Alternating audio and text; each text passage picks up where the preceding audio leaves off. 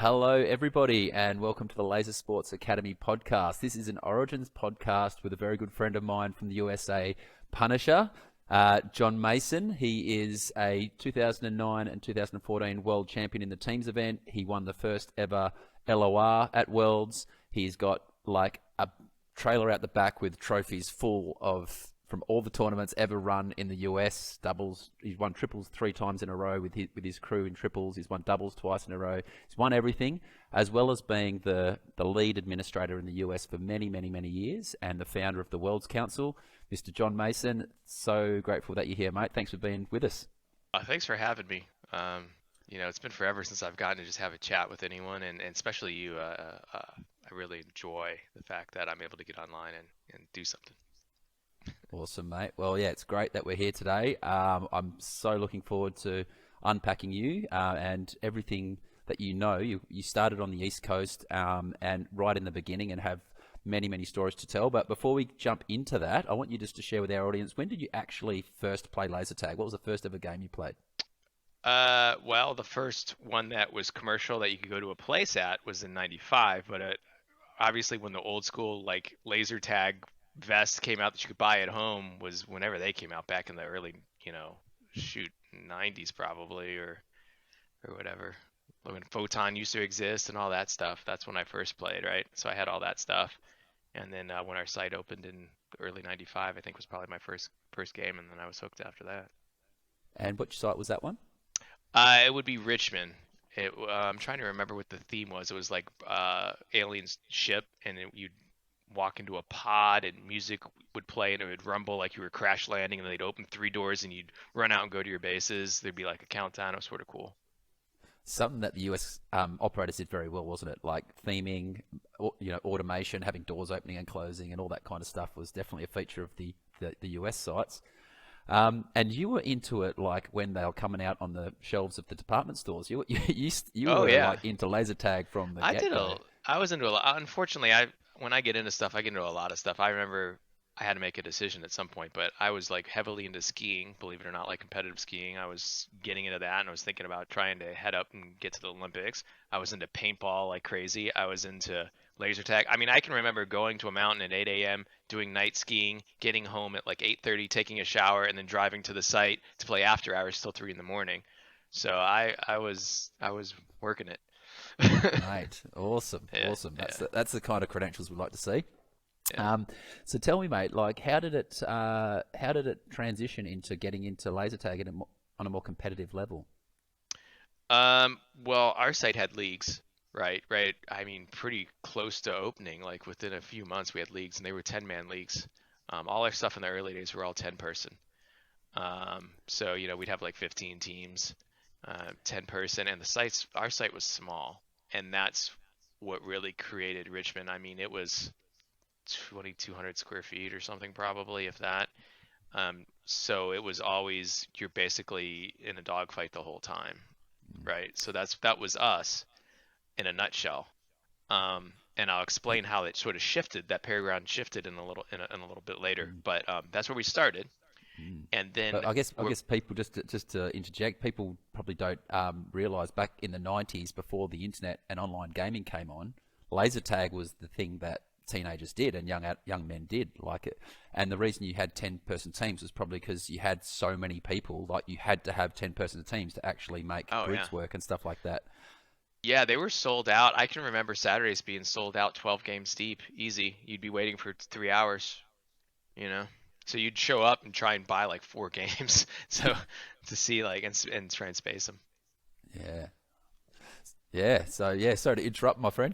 Keep the flow. No, no, I was gonna say, so we had leagues, but the thing that really kicked it off is they decided that they were gonna have a best of the best tournament, and it was Mm. open to everybody.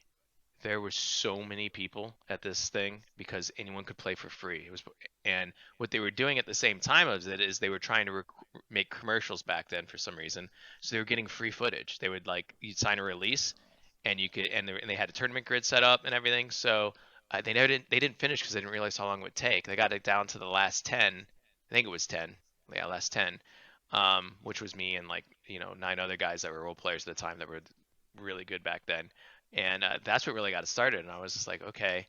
And then shortly after that is when all the tournaments started popping up. And I don't know if that was like a kickoff for the East Coast one, because the first VB showed up after that, and then there was a Clash on the West Coast, and then the third one was like Nationals one. So it was like Clash, VB, and Nationals one. When you say VB, what does that stand for? Virginia Beach, sorry. Virginia Virginia Beach is about Beach. an hour and a half south of Richmond. Yeah. So I guess to And add were a you talking around? This is on the East Coast. So is this near yeah. New York area, or a bit So further south? to drive, it's south. To drive to New York, I think it takes me 8 hours, probably. It would take me 8 hours to drive to the New York site. So within driving distance of us, I actually wrote it down because I could remember. So we had Richmond, and then we had Virginia Beach, which was Southmore. And then we had our second Richmond site that opened at about a year later, which changed the dynamics of Richmond too. We had one called Southside. Then we had Raleigh, North Carolina, which was about a 3.5 hour drive. Then we had Baltimore, which was a 2 hour drive north. Then we had Bailey's, which is an hour and a half drive north. Then we had Sterling, which is an hour and a half drive north. We had New Jersey, two New York sites, Myrtle Beach, Pigeon Forge, and Clarksville, all of which I could drive to in a day. So after the first couple years, Richmond was like the hub, one of our, like, we would have teams, because the first few years, it was a reckoning to sort out. Like, I didn't just become in charge of Richmond. There was like, we had a second site, so there was the old school and the new school. And after the first VB loss, because I didn't play it the first VB, it was like, okay, we're going to make a real team. So we had two completely separate set of friends that took a minute to get together. And because of that, our games were like the hardest games you've ever played in your life every night, every game. And that's why people came. They'd show up, they'd be like, Jesus Christ, your normal games are like our tournament games. So every weekend we'd have Raleigh or other people there. Raleigh were really good friends of ours, but I mean, it was interesting. It's an incredible thing that happens once you get to a critical mass of good top level players in one space, doesn't it?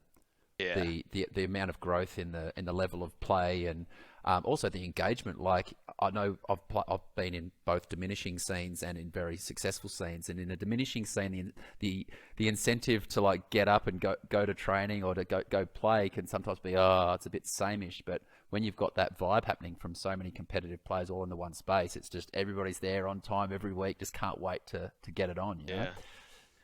That So sounds like what it was in Richmond, and you guys kind of became like the home of kind of laser sporting, or the competition scene on the East Coast kind of thing, for would you say? sure, for sure, I would Yeah, say that. So I mean, I'll take it back a second because I'm actually probably jumping too far ahead because that took a while to get there. It took well, I wouldn't yeah. say wow, but um, as far as from the West Coast, considering it took a couple years, right, for them for us to all become friends and top players to understand. Um, What years are we talking here? What so we'll period of start time? back in '95 is where we started, right? And that's Yeah. when I first played at our site, and then within a few months we had so many role players. I mean, ridiculous amounts, right? But back then I was 17, right? And most of the players, the really good players in Richmond, were 23 to 28 back then. So I'm still in high school. All these guys are working construction jobs or other things. Um, and this was what I would call the attitude era, right? Of like wrestling, where everyone was just like in your face, yelling, I'm gonna kill you, and these things like that, right? And that's sort of what I had to go through to, like, you want a 26-year-old guy in your face, like telling you you're covering, and and you want to go outside with you and beat the shit out of you, right? I'm sorry, but um, That's so like that's in the early years. How do you overcome that? Well, you're not going to kill him with kindness. You have to be better, and you have to learn how to talk smack real fast to shut him down, right? So I'm going to come back to this point, but jumping ahead like three or 4 years, at one point, me and Shade were really close friends. He came out and visited. The very first experience he ever had with me was me picking him up at the airport. We went to Bailey's, and as soon as I walked in the door, we were looking at scoreboards. One guy says, "Oh, you're Punisher? You look like you suck. I'm going to beat the hell out of you." And Shade just starts laughing. He's like, "Is this how it is on the East Coast?" I'm like, "This is sort of what I got to expect when I walk into a site, unfortunately." So there's a lot of people that probably hated me for a lot of years because it was the only way I could survive for a while. Um, holy moly! I was gonna yeah, ask before you said about in Richmond, it was a very brawling arena. So is that one of the sources of the love of LOR and that love of that Yes. style of play in the Americans is that site and what happened in those early days. The style that emerged in the US was largely attributed to that venue. Would So you I, say I that? would say that's what kicked it off. So we definitely cultivated the whole East Coast and the whole scene because we were the first site, and we had sites popping up every other month. So all of us would drive the opening weekend all the time, and then we'd go back a couple weeks later, and they'd already have role players going, and we would just go in and we would annihilate people, right? And then they would say, "Oh, this is where you can get and what's capable." But it was all, and the way we would speak, we would already be cultivating it because we'd be like, "Oh, you're just sniping. You can't. I mean, you can go over there and hide and shoot us if you want. You shoot me if you want. I'm still gonna win. You're gonna have to come over here and take me out." So we cultivated that mentality early, for the better or worse. And man, there's some people that are, and I'm not tearing anything down, because to be a great player, you have to be, in my opinion. I mean, everyone's good at their segments, but to be at the top of your game, you got to be able to do everything. You have to be able to be awesome at defense. You have to be awesome sniping. You got to be able to do everything. So, but that's what cultivated it for sure in the U.S., I would say. And then Vegas was sort of just like us to a certain extent. In fact, I would say they're just like us. They had a small arena like us, right? And they were all really good with their timing and brawling, and then they expanded to sort of to their scenes over there. And as soon as they got to Sherman Oaks, you already know, once you get to Shade and Skywalker, once you get them thinking that mentality, it's game over. The smack talk is at a new level over there. They are just all like sending faxes to each other, and everything else to their sites. They had fax Yeah. wars and everything else. Online chat. So Yeah. Was it IRC back in the day? We used to have yeah, the bulletin boards. I alt heard the US alt bulletin dot boards would. lasertag.com or something like that. Altsport.lasertag.com was on Yeah. yeah. Yeah. So, but anyway, It's so an it started. Go ahead. Yeah, Sorry. sorry, you finished. I was just going to say, interesting observation with, I've never thought of it before, but what you were saying about those two US sites, the Richmond and also Vegas, and the tightness of the arenas and the brawling style that emerged in Australia, as you know, you've played here. We have the opposite style, so we're right into using walls, very strategical, tactical, using your players to, you know, to work as a team to try and win. Whereas the US style is like, no, in your face, let's come and brawl. I'm going to beat you 1-on-1. You're going down. And it's interesting to note that the differences in the types of arenas, because in Australia we have a lot more space. Space back in 25 years ago, 35 years ago when it started, was a lot cheaper in Australia. Australia's a very expensive place for land now, but back then rentals were a lot cheaper. A lot of the sites were in these massive industrial sheds where you had, I don't know, it's probably equivalent, I don't know what it is in square feet, but 800 square meter arenas. I think it's like 8,000 square feet, 10,000 square feet arenas. And we cultivated a completely different style of play where the pack on pack is always going to be important, but for us it Right. was like Well, down even your here and rules to a certain extent supported it too, which was surprising to me. Not in a bad way. I'm just saying, like, because it's a fun game to play. But things like if someone asks you to give up your spot, you have to, and things like that. I think that was one, right? ours is the other way around. So the only time you need to relinquish a spot is if you need to reload. So you could just stand there getting tagged and not have to move. That's how it works in Oh, that's what Australia. it was. Yeah, Even if you were down, you could still stand in the same spot. And I thought yeah. that I was just like, oh, I don't like that. I don't like it either, to That's a be. way to control, like, just such a Yeah, PowerPoint to take control, and I was just like, ah. yeah. Anyways, I No, thought it was interesting. Um, so yeah, I was like, I was 17. We're making trips all the time. Um, and about 6 months into it, we had a second site open on the south side, about 30 minutes away, and we didn't go there a lot, like our original players at to start with, right? Um, and then newer guys started cultivated a whole scene over there, and then we started going there a little bit, and then I stopped playing. Um, I stopped playing for a good year and a half. Um, Actually, it was just because I didn't understand what else was out there at the time as far as the competitive scene goes, because it hadn't cultivated enough. Because in Richmond, I was winning a lot more than losing. We'll just put it that way, right? So I was just like, okay, I think I think I've accomplished everything. It's so funny to say now, but at the time, I'm like, I think I've yeah, accomplished everything I can accomplish here. I'm getting bored, winning way too much. So I'm just like, So I actually ended up working for our owner at the other site on the other side while I was in school.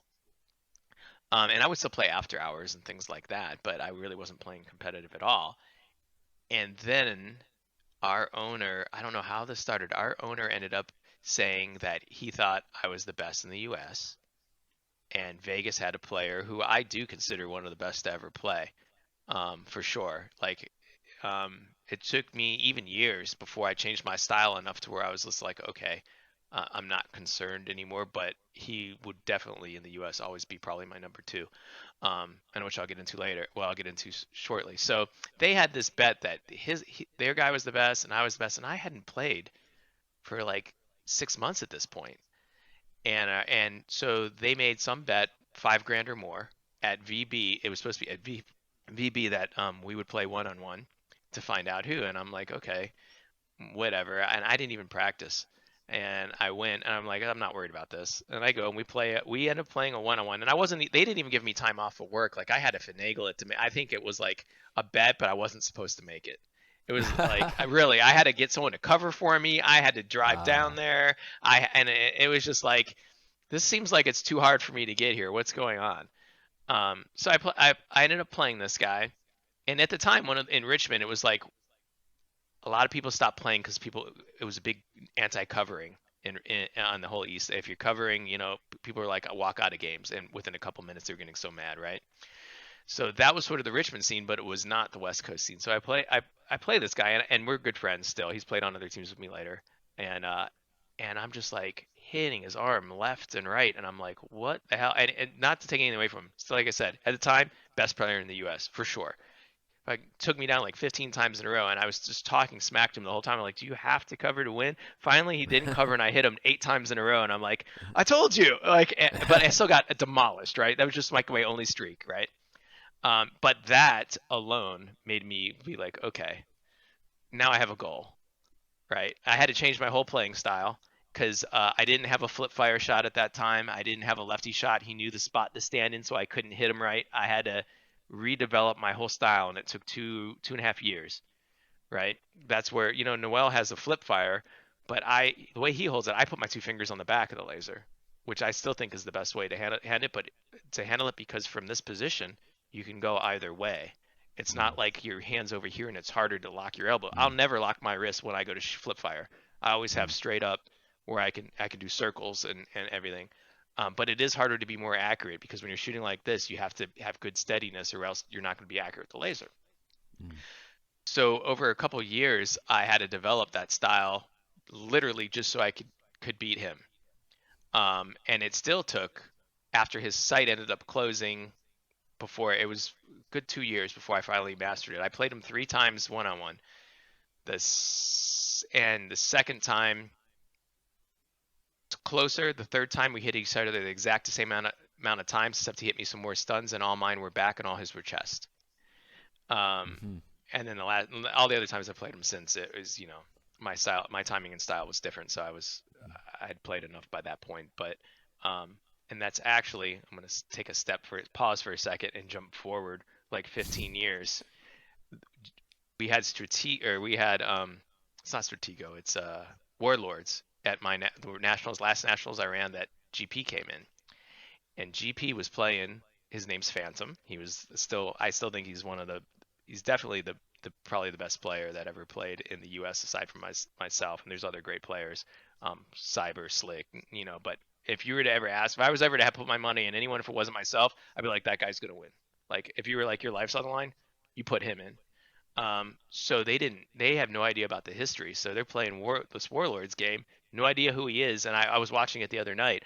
He was in there forever. He killed them. He's the reason they knocked out. If they would have known that and concentrated on him, they would have made finals and Warlords.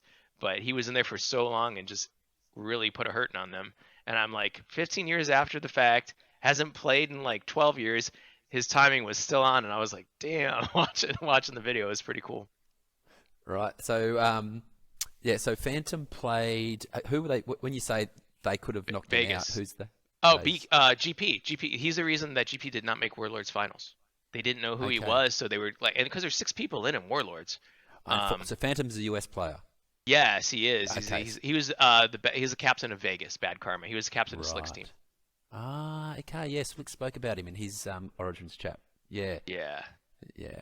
yeah. So Okay. his timing was insane. And he But just picked it back again, up after all those years and was just like riding a yeah, bike. yeah, yeah, yeah. Um, so Jesus. yeah, it's pretty cool. Wowzers. So all these sites that popped up on the East Coast, were they all running competitions and leagues? Everyone, all of them are running leagues, Yeah. not popular competition. The competitions were always Virginia Beach in the winter, nationals more in the spring slash summer, and then there was Mm, some stuff that started showing up in between. There'd be like a Masters in Los Angeles. There was a Clash, one called Clash, that was usually around October, I think, in Los Angeles, and then there mm, was a Masters that was usually like in January, I think. mm, Um, and then there'd be a couple peppered here or there um, throughout the U.S. There'd be the Indiana one that started, then the Philadelphia one, and sort of all over. mm. But Anybody? the main three, I guess, if you were going to say, would be Nationals, Virginia Beach, and Clash, and then the next level up from there would be the Masters and Philly. Is what came in Yeah, later in the scene. yeah. Anybody tuning in from Aussie, we everything focuses around our nationals. Whereas in the US, it was a different kind of scene, wasn't it? You had the nationals was just one of a It's basically many two top Nationals. top level.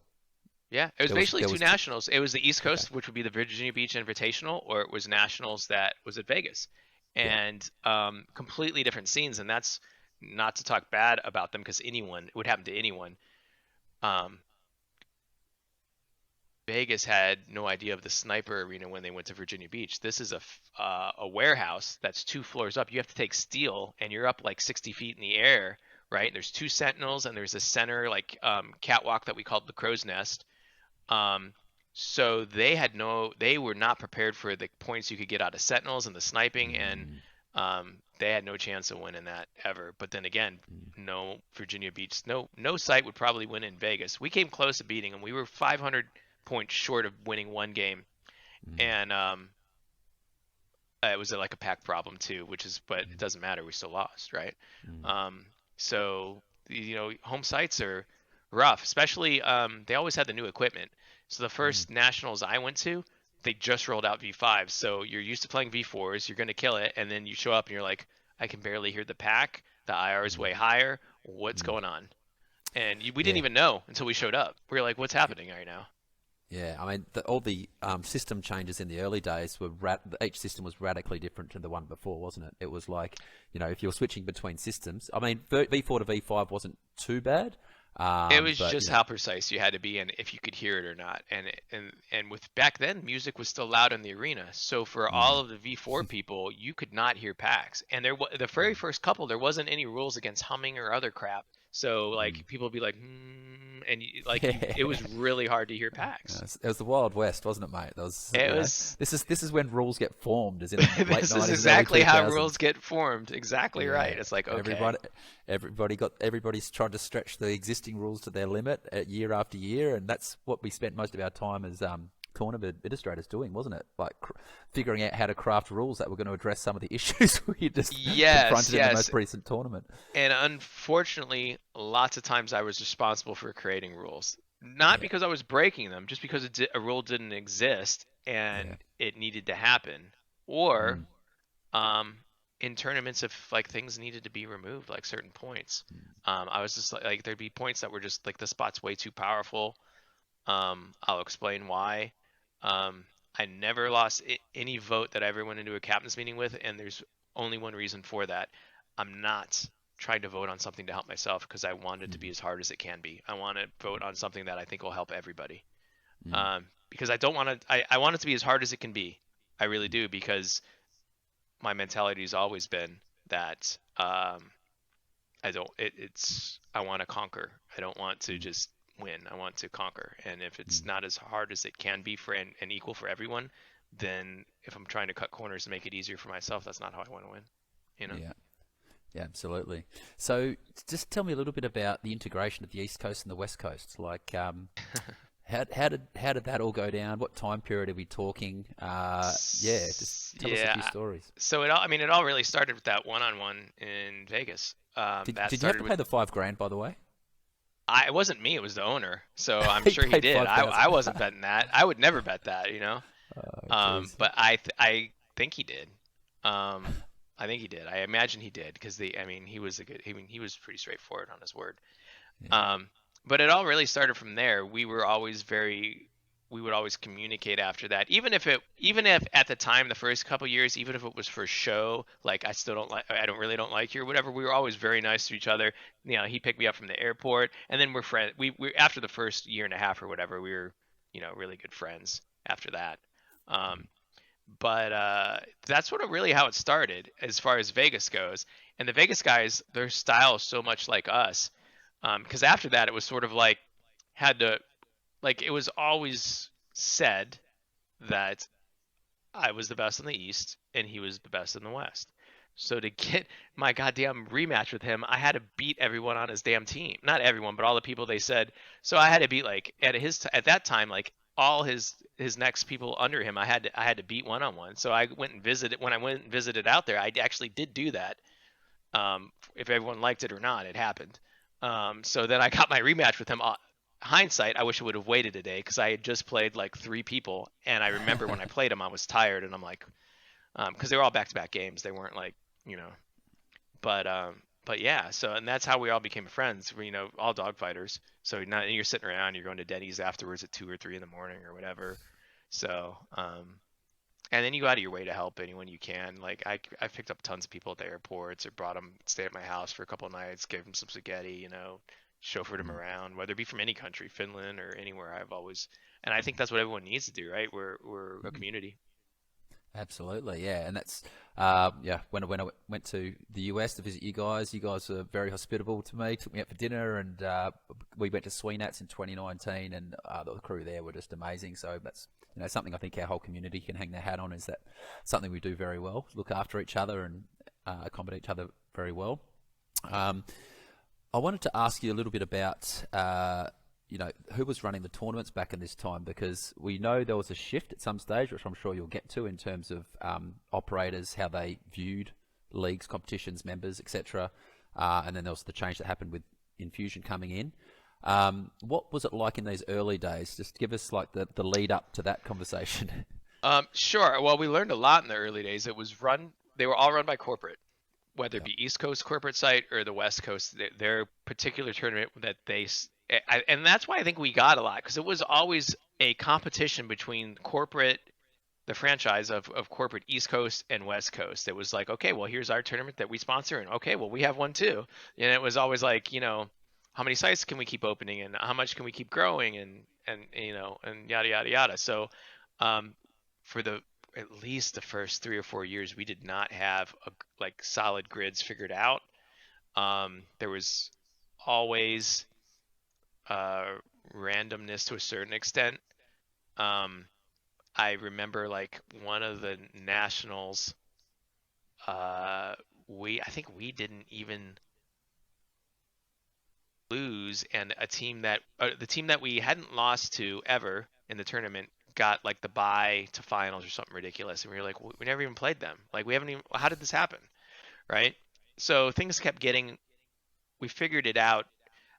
Mark really tried to figure it out. He was at the West Coast corporate. Mark Young, he worked at that corporate site and he was in charge of marketing and the tournaments and things like that. So he really was interested in making the sport better for players and in general, and was just an all around nice guy, which is why he's one of my best friends. Um, and then the East Coast, I mean, they just wanted to make money. The team scene would always go fine, but the satellite events, it was always like the last couple games, you're like, okay, you're not getting 3 games, you're getting two. Or like I remember there was like a big uproar in the Bailey's tournament because we had LOR 2 nights. One night at Bailey's and then the next night because it was a two-site tournament. One was on V5 and one was on V4. And the first night was on the V5 packs, and the LOR there, I didn't lose one game, and then somehow the next night they started the brackets, and I never even made it to finals. They were like, okay, here's the 3 people in finals, and I'm like, well, I never lost a game. How the hell am I knocked out? And then there was like a big argument Like, and they actually threw in a new game for me to play the other, like two of the guys that before they went to finals, and then I made it to finals and I played a couple other people. But it was just like, so that's the type of stuff you'd have to deal with. You'd have to pay attention. And there's lots of LORs I just did not even get into finals because they're like randomly at like hour whatever they'd be like, okay, these three people are going to make it to finals, and you're like, whoa, wait a minute. And unfortunately, all of us back there were so laissez-faire that we would just be like, okay, I'll start trying in an hour, and then all of a sudden they'd be like, oh no, we're only going to do these last three games, and then you're like, oh, what just happened? And that's not what's supposed to happen, but they changed the Mm. schedule. So, Mm. Yep. but I mean, it's par for the course. That's why we didn't take it as serious back then when LOR the first couple of years wasn't taken serious, but it was fun. Yep. So yeah, so you had this kind of environment where, when you say corporate, that was like, a group of shareholders owned a bunch of sites on the West Coast. Was it the Yes. same corporate group that owned all the sites on the East Coast, or was it a East different Coast corporate was a group? different site than the West Coast. I believe they had franchise rights that they bought from the West Coast. So they had Yeah. like a territory, and there was like four owners or three or four owners, like two silent partners and a main one. And then the West Coast was two guys who were also good guys. Yeah. Yeah, right. So early days, it was kind of like, you had non-players making decisions about tournaments, which sometimes didn't go so great. And then it's kind of when did all that change? Because at some stage, you started taking a very active role in running tournaments over in the US. So I'm guessing it was about the same time. Yeah, it was after Vegas closed and after Richmond closed. After we didn't have corporate anymore, players started running tournaments, and I started making grids um, and running. My team hates when I run a tournament, by the way. Like Of one of the course, because first you're questions out of distracted their the whole mouth time. is like, well, almost every time I run a tournament, we either barely win or we don't win. So they're like, they get really mad because I'm not as focused on strategy with them, or I'm not as focused on actually the in-game decisions that need to happen. Um, but that being said, the Masters tournaments, I helped run the grids with those and do that. I'm all about um, creating all the grids, you know, hosting the main site person. But when it comes to like telling the game masters, um, keeping the rotations and all that, I get it started, and then I have a head person at the front counter. I'm like, okay, just follow this timeline, and we'll be fine. And I think every tournament I've ever run has finished at least an hour early. I know when GP was here, we were at least an hour and a half or 2 hours early. Um, which is what I pride myself on, and it's all about just keeping the timetables and having the right gap in between, because I always try and have at least a minute more gap than you should. And then if you rotate, if you run them fast enough, you'll end up with an hour at the end. And if you don't, it's because there was a major problem, but you built in the time that you had it, and you're not over. Yeah. So essentially, so what year was it when corporate finished in the US? Well, there was only two. I think there was only 2 years in Vegas. I think Nats three. I think Nats three was not. No, maybe there was 3 years in Vegas. There must have been three. Fourth one was in Clarksville. Um, so after 3 years, so if they opened in say 95, by like 98, they were closing, and at Okay. 98. Same with our site. I think ours closed a little after that. Um, we held on to our site longer before they got rid of VB. But VB had five VBs, and it started in 96. Does that sound right? Yeah, 96. Yeah, I think that's right. Somewhere in there, 90. So around 2000, a little bit before 2000, um, all our sites closed.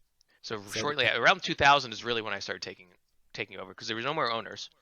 So it wasn't like you're gonna it's our way or the highway. It was more like, okay, we Mm. want to keep doing this, and we got the chance to do it right. Yeah. Let's do it. So, and back then,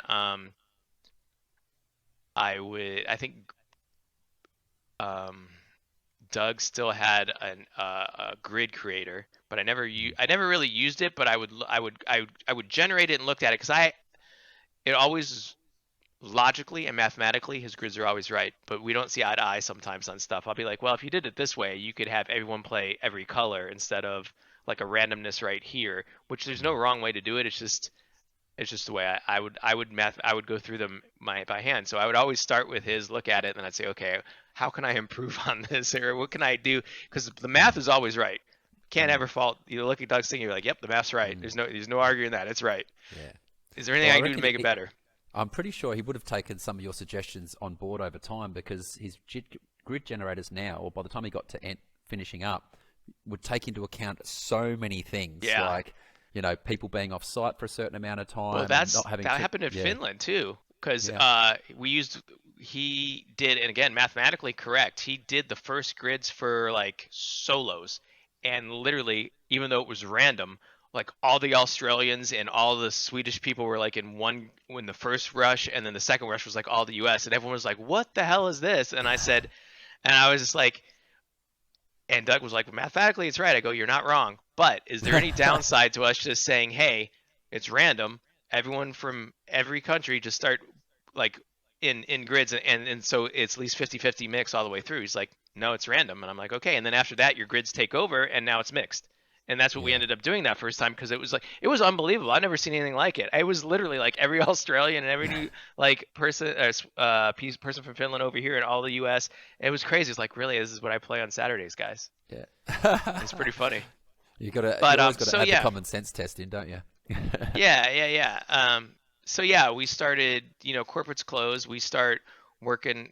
Doing the grids, having the communities, team captains, jumping in there. Are you Mark was still still teams of heavily. 10 at that point, or are you starting to trim the team No. We've trimmed numbers the down? teams down. So teams of 10 only lasted the first. And Vegas wasn't even team of 10 because the arena was too small. They were smart. I think it was 7. I think it was 7 man in Vegas and it was 10 man on the East Coast. But Vegas East Coast was always 10 man, so it was a good 2000. 2000 everything changed. It went to like 5 man, and that was it was for the better of the game. It was I don't know if we started on 5 or 7. I know fortunately or unfortunately, I am the one that made it 5 man, and it was just numbers. You want more teams? We can't do 7 man. You want to be able to have people show up? Well, that site's closed. They're not going to be able to pull 7 people. 5 people, everyone Yeah. can manage. You can get Yep. 3 and call 2 friends. Yep. From another, and that's really why we dropped down to 5 man. That's why nationals is that way, and you can still do tactics. You can have 3 out, 3 in, 2 out. You can do 5 man in, 5 man out. Mm, Um, you can't do it with 4. 6 you could, but it's harder to get six people because you're going to want an alternate. mm, We made the mistake of not taking an alternate to New York. That's the reason we didn't make finals mm, mm, for Legends. mm. Um, if you look the But first 2 nights, we didn't lose a game, but then I remember like I'm gonna shift back. I know I'm jumping ahead, but it's all right. I remember 3 nights into it, we got like the last round before we were supposed to play, and we're all getting ready to take a nap, and I'm watching Karaoke, who's from Vegas. We pulled out of retirement to play with us. He was playing great. I'm watching him literally crawl from the bathroom because his knees fucked up, and then I'm watching Snoopy hop from the bathroom. And Homicide looks at me. He goes, "Yeah, we're done, guy. We're done, John." And I looked at him. I said, "You're right. We're done. Like they can't even walk anymore. We're done." Oh no, So, and that's we didn't have an heartbreaking, alternate. hey? Yeah, Yeah, but it's fine. We I've had a good time. yeah, I know that feeling well. Losing a player with 3 games before finals, I've done that before, and then not ended up making the grand final. But No, it's tough. It's tough. we've never gone Uh, to a tournament again without an alternate though, and we never take 2. It's always 1. yeah, yeah, and and at this time, so we're early 2000s now, and the first worlds hadn't happened yet, had it? That was early 2000. That was like 2002 or something. Yeah, it was around in there. I don't have the dates in front of me, unfortunately. I was trying to figure it out earlier, but So yeah, I you was in got this your first few tournaments that you sort of were running were still on the V4 V5 kind of setup. V5. Yeah, the first ones V5. I was running was on V5. The first tournament I ever won was a solo tournament in Myrtle Beach, like in '95, and it was on V3 that was upgraded to V4. So the timing was still different than V4. Because I remember going there saying, "What's up with these packs?" And they said, "No, they're V4." I said, "No, they're not." What? And then finally they broke it down and said, "Well, they were V3 and they had a software upgrade." I go, "Okay, the timing Yeah. is a little different."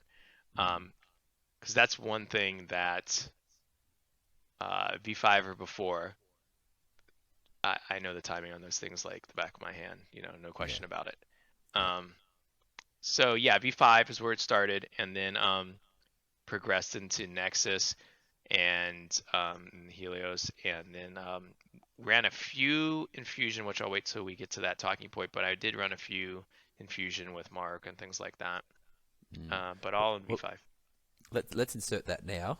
Do that piece because it was a massive for you guys. Like, we had Doug that had come back from the US and he had helped you guys set up venues and he was involved in tournaments. He brought a lot of that knowledge back to Australia and was able to bring that to my local site in Northbridge in Western Australia and then also to nationals as well.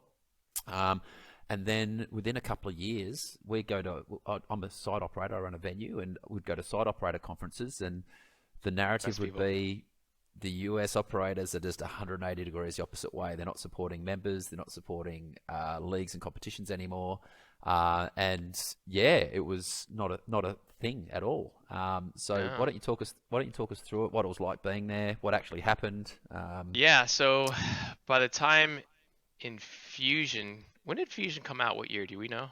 Off the top of your head, by 2000 chance? and we played our first Nats on it in 2003, so it would have been 0203. Yeah, for you guys, it would have taken a little longer probably to get here, I think, because you guys usually get stuff. So I had moved to the West Coast, I think, when Infusion came out, and Mark had Infusion, and I remember going and checking it out and saying, "Yeah, I don't think I'll ever play again." Because I mean, there was no timing. It was like there's invols, there's weird stuff, right? And I think that was the sentiment for everyone that picked up a pack. They're like, "What happened to the game?" Yeah. Now, you could do stuff with it, and later we ended up doing stuff with it. In fact, the only reason I picked up an Infusion pack again was because we went to Australia. I think I had only played 100 games though before we on Infusion before I went there, and I'm like, this is enough. I got it. Um, but things you could do on it that were awesome is you could play like base flags. Base flags, we would do one shot every 2 seconds or every second and a half, and and we do 5-man teams. We have 3 teams in. We did 3 and 2 teams, right? So that was fun because you have to try and you get hit once, you got to go back to your base and reload. I mean, re-energize up. So that was like a constantly moving game. It wasn't anything about timing. It was all about Mm, tactics and teamwork. Same with the elims. Elims were still awesome, mm, right? So there's things you could do on it, but just not enough people at that point had site operators working with them to where you could. Like I would mm, go over to talk to Mark, and I go over to just see Mark and have dinner with him, at 6 o'clock. Next thing I know, it's 4 in the morning, and we've been talking about creating all these different games or things we'd want to do, or we could just veer off into business things or anything else. We can be talking about anything. So um, we could have the luxury of doing that, right? In Sherman Oaks, and I haven't played many games in Sherman Oaks, but other than league tournaments there. But it's fun to it's there's fun things you can do. I don't like the mm. site. Oh, Um, it's very much a public site, isn't it? oh, it's not even that. I just don't the way it was designed. I don't like it. It's Mm, not like if you look at the map that I had for when I ran nationals there, you will see boxes that we actually put by. Like I cut off walls. I put up boxes all over the place. There's 3 entrances to bases. I closed off one to make it more tactics and more fun instead of 3 straight lines to bases down the center and stuff. You know what I mean? mm, It's fun for just the kids or Saturdays or Fridays nights. I get it. mm, And Mark knows his clientele. He knows what to do, but he still, he works with you. mm. So, So, but did you yeah, have? Infusion. Sorry. Yeah, Infusion. Sorry, you finish. Yeah. Yeah, and I Oh, was gonna say no. So it really, I am finished. It really just people did not like. We're all timing, dogfighting U.S. mm, You just killed our game. Now we have to, and a lot of the sites weren't built for Infusion. You know, mm, like a little kid, you couldn't stop from standing behind you and shooting you, taking you down potentially, mm. and that bothered a lot of people. Yeah, and I guess that's probably why it didn't have as much of an impact. Oh, like, clearly in Australia, we didn't love it as well. Like there was a lot of players that when V4 sort of finished and Infusion started that just stopped playing.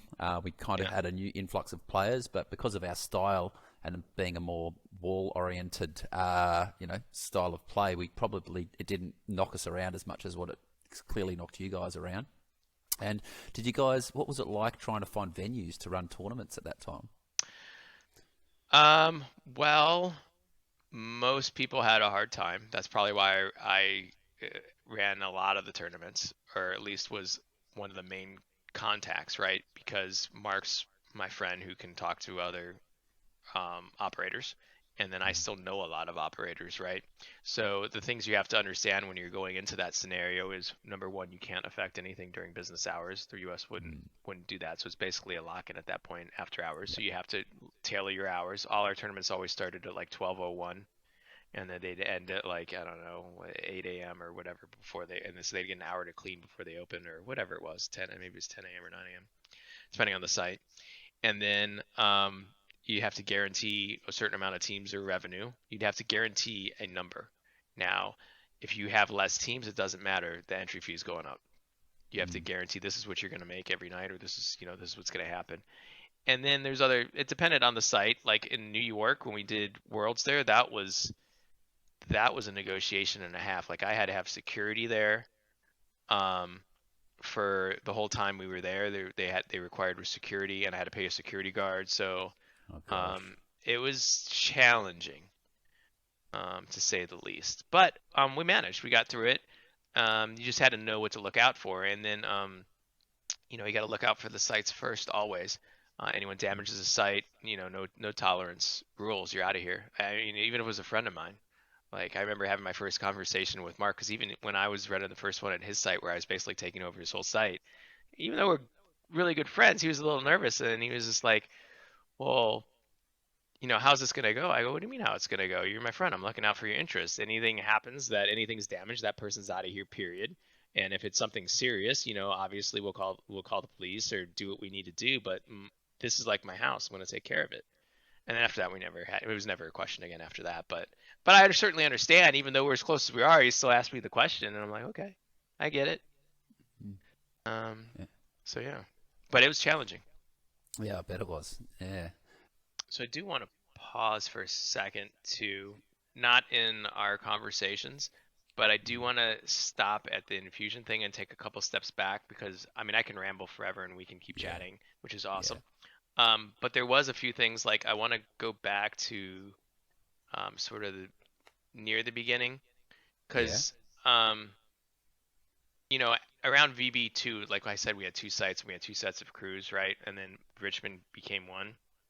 It was not easy for us all to be. I mean, I can remember sitting at the end of a table, like, and because you have everyone who thinks they're the best and wants to be in charge, and I can't remember what it was said, but it was something like, you're not even the best. You shouldn't be in charge. And I said, well, let's go in the arena right now. I'm gonna kick your ass, and we're gonna see. I mean, this is the type of conversation, and we're still at this point. We're supposed to be friends. I'm gonna Yeah. take you in the arena, and then we're gonna end this right now. And I remember someone saying, don't write checks your cash can't, your ass can't cash. And I'm like, let's go. And it doesn't matter who it was. That person ended up running out of the arena and puking in the bathroom. That's how bad that I put a beating on this person. But that was friends talking. Imagine going to people who don't, to other sites for people that don't like you. I mean, it was literally like mind warfare Yeah. every night. And that's why I said I know there's a lot of people that absolutely hate me, and I don't blame them. For the first 8 years, it's not like I am now, right? I'm an adult. I don't, it's the different era. Everyone's going to have a good time in the community, but it's not like when it started, where everyone's Yeah. trying to say, no, we're all the best here, but it's a different. So, Yeah. fight or, move on. That's what it was back then. I mean, every site we went to, it got to the point, everyone always wanted to prove who they were. There were always Yeah. arguments and wars online, or on the alt dot news groups. I mean, we'd be like going to Philly one weekend, and there would just be pages and pages of people saying, "We're gonna work you. You're gonna get killed. Blah blah blah. Whatever." Right?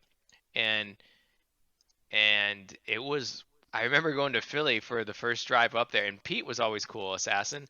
But I remember just being like very quiet. The owner was cool as hell. He's like flying in his helicopter, like stay let the place stay open for us. Like, and they don't do that type of stuff.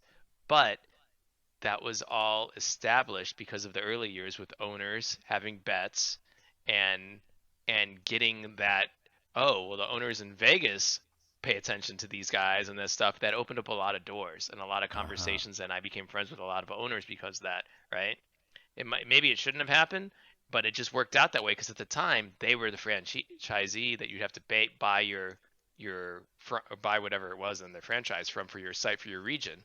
So if I'm friends with them and other people are friends with them, well then all the owners were always cool, and I can't explain why, but man, there was a lot of nice owners and they didn't need to be Mm. and I think maybe they just like the feather in the cap. I don't know. So, but it was always there. Lots of all animosity Mm. everywhere. People in each other's faces. Not going outside and fighting. There was never any fighting, but there was always like, well, this. People would say I'm going to take you outside or whatever, but there was never any fighting. But there was always like, I'll take you in the arena and show you why you suck. You're horrible. Blah blah blah blah blah blah. It got to the point where I stopped accepting one-on-ones because we wouldn't play. I'd be like, no, and I still wholeheartedly believe this. The two best teams definitely were always, in my opinion, and there were good players everywhere. But as a team, the two best teams were always Vegas and Richmond, Bad Karma and New Order. And as a whole,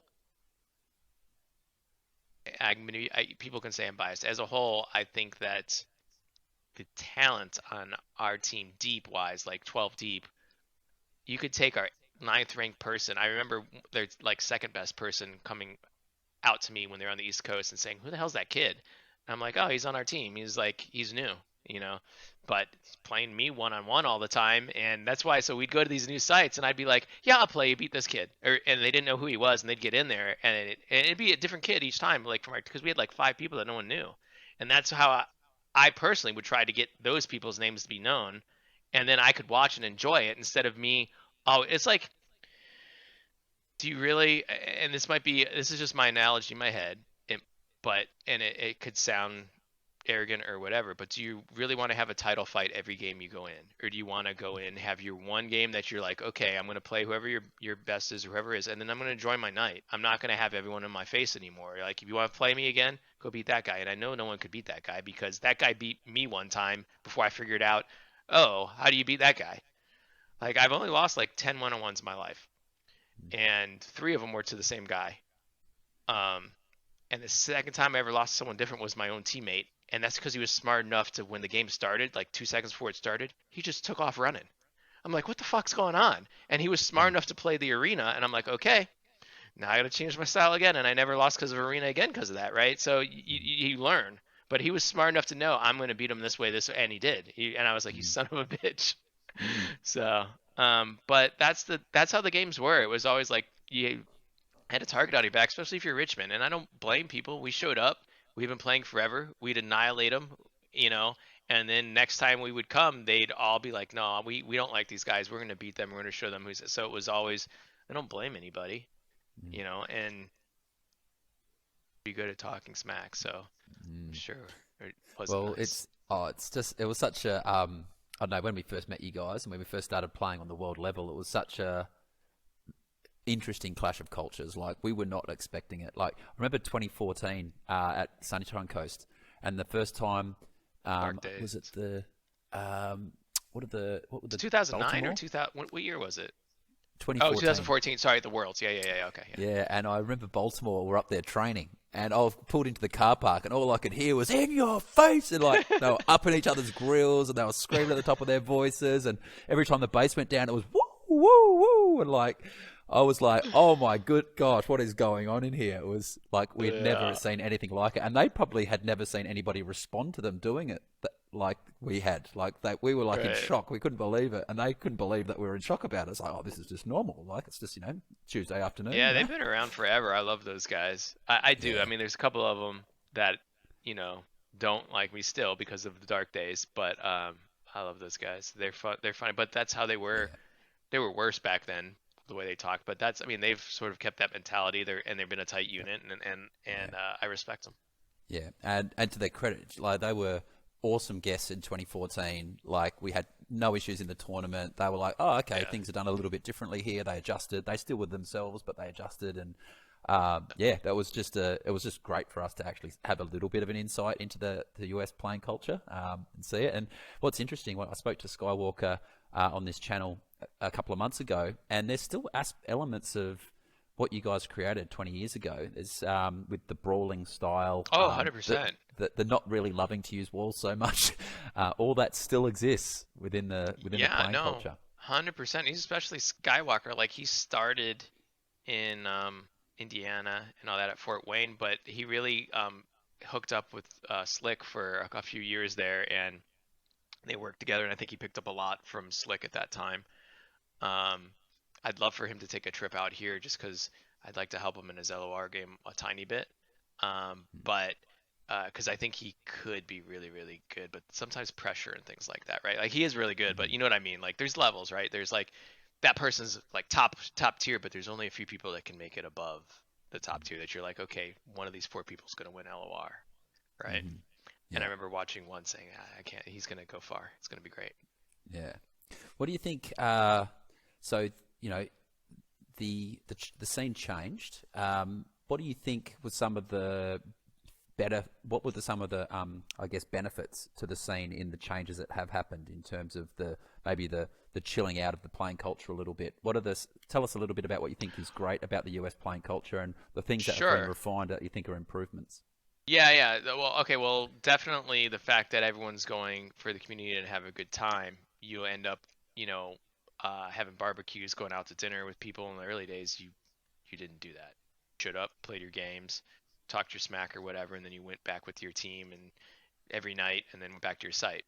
So now, it's more of an element of hanging out, having a good time, understanding that we all enjoy this game and we all love it, and we're here to enjoy our games. We want to win. We're still gonna go at it, but I don't think anyone takes it personally anymore for sure. Not like it used to be. Yeah. Um, and I would say that's definitely it's been nice. And there had to be a big exodus for that to happen in the like and people needed to either and maybe that's why maybe infusion was needed for that point, but it really did hurt the US. Like we cut our scene by like 90% Mm. during that time, and then Nexus came.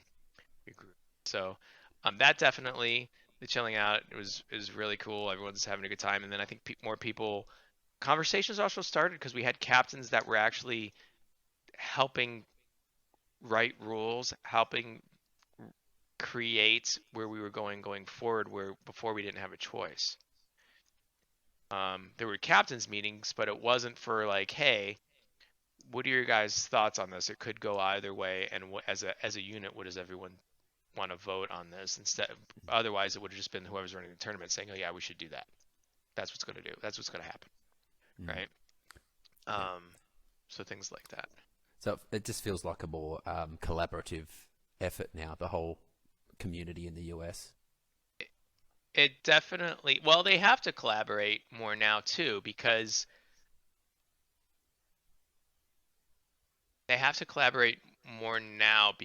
if I'm not going to put it on my shoulders and say, "Here's the grid, here's the timetables," they have to do it, right? Mm.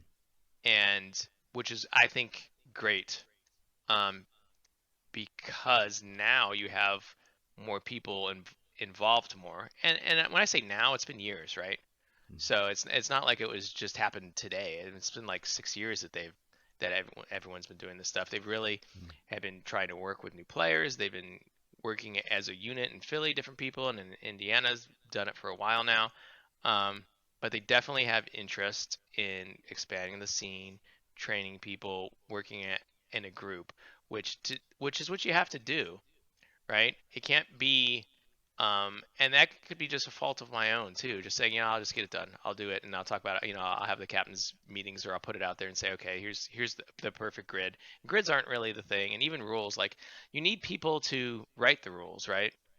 You know them, but they need to be cultivated. They need to be written down, and that was always the things that I took for granted because we knew the rules, but it wasn't written down. So like when we're doing like worlds and I'm talking to like Doc, and we're like, oh yeah, to us it's always been known. You can run an elims. Well, it wasn't written on paper anywhere, and no one and everyone's like, what the fuck is everyone running for? And we're like, well, Elims for us has always been move as fast as you want.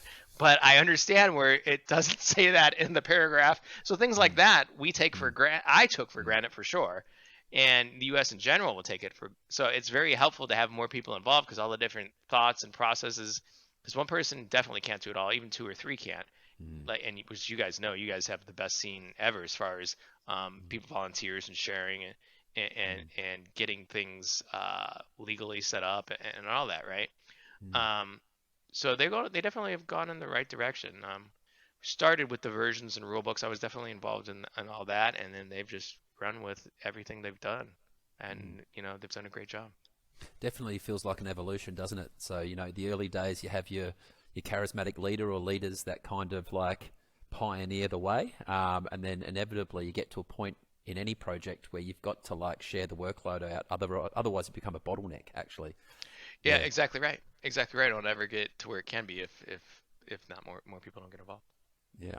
Sure. So, before we move on to sort of post infusion, mate, is there anything else you want to share from the early days? Any good stories? Anything we haven't discussed yet? I mean, lots of stuff we used to do. We used to do lots of so we had a what we because we didn't have enough tournaments. Even though we had a lot of tournaments, we created things like that we called the tag team belts. And like Homicide and myself, I don't, we never lost the belt, but we would travel to other sites and be like, "Here's the tag team belts," and we signed the backs of them, and we're like, anyone that can, and we created a special like a tournament with doubles teams that would go into the arena, 5 teams and everything, and we defended those belts hundreds of times. So we had things like we had a traveling belt, and we did the same thing with the elims. We were one. It was called Royal Rumble. We'd have 30 people in, and there'd be a belt, and it just like the Royal Rumble for wrestling. They every 60 seconds or 30 seconds, a new person would enter the arena. So you didn't want to be number one if you didn't have to be, um, obviously, but it was randomized. And so we did stuff like that. We always had like going to different sites all over. Um, you know, some good. I mean, we had stuff like Skywalker would talk so much crap when we were at a Virginia Beach tournament that they picked him up and went and threw him in a dumpster. We're talking about different Um, Skywalker here, aren't we? Old Skywalker. Old Skywalker, Old yes. Skywalker. You Yeah. guys knew him from Australia, him and Shade, right? So, and you got Yeah.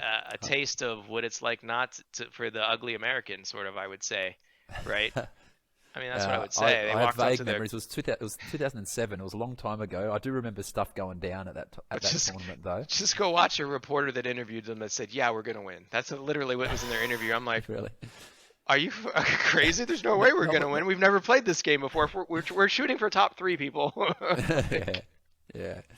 Oh gosh, don't have much room to move once you've declared you're going to win something. No, just hate. That's all you can get is hate. Saying, okay, Yeah. top up, yeah, it's not gonna work out. Yes. Mm, But that's why I appreciate Retard from that site so much because he didn't have to help us. He didn't have to say, this is how you can take this base, this is how you can do this, and he was really a help um, with us there, and he didn't have to do any of that. And there was a lot of people that were nice, but no one went out of their way after all that happened to go through the arena and show us stuff. Or it was always good conversation, but no one went out of their way to try and help our placement any at all, for mm, sure. yeah.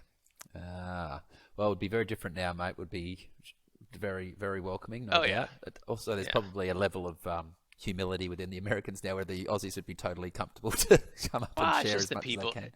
It's just the people too. I don't. I'm pretty positive you guys didn't experience that again because after that tournament, I didn't allow anyone else to be captain again.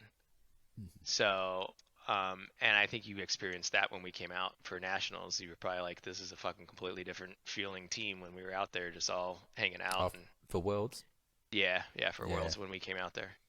yeah, Um, absolutely. so, No, that but I was a mean, joy that playing you created a guys in rift. that tournament. That created a rift in the U.S. That us Did it? taking that team out there. Mm. Um, a lot of people don't talk to each other anymore. Because they weren't chosen for the team, or for some other reason? No.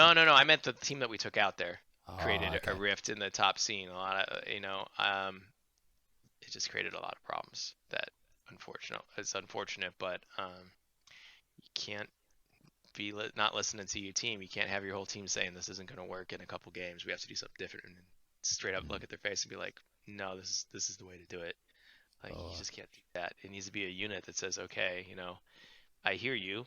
let's have fun and let's do what we think is best as a unit. Then you can't be like, no, you're wrong. This is what we're doing. You're never gonna Yeah, you lose the accomplish the players. friendships, and everything that you want if you try and do something like that.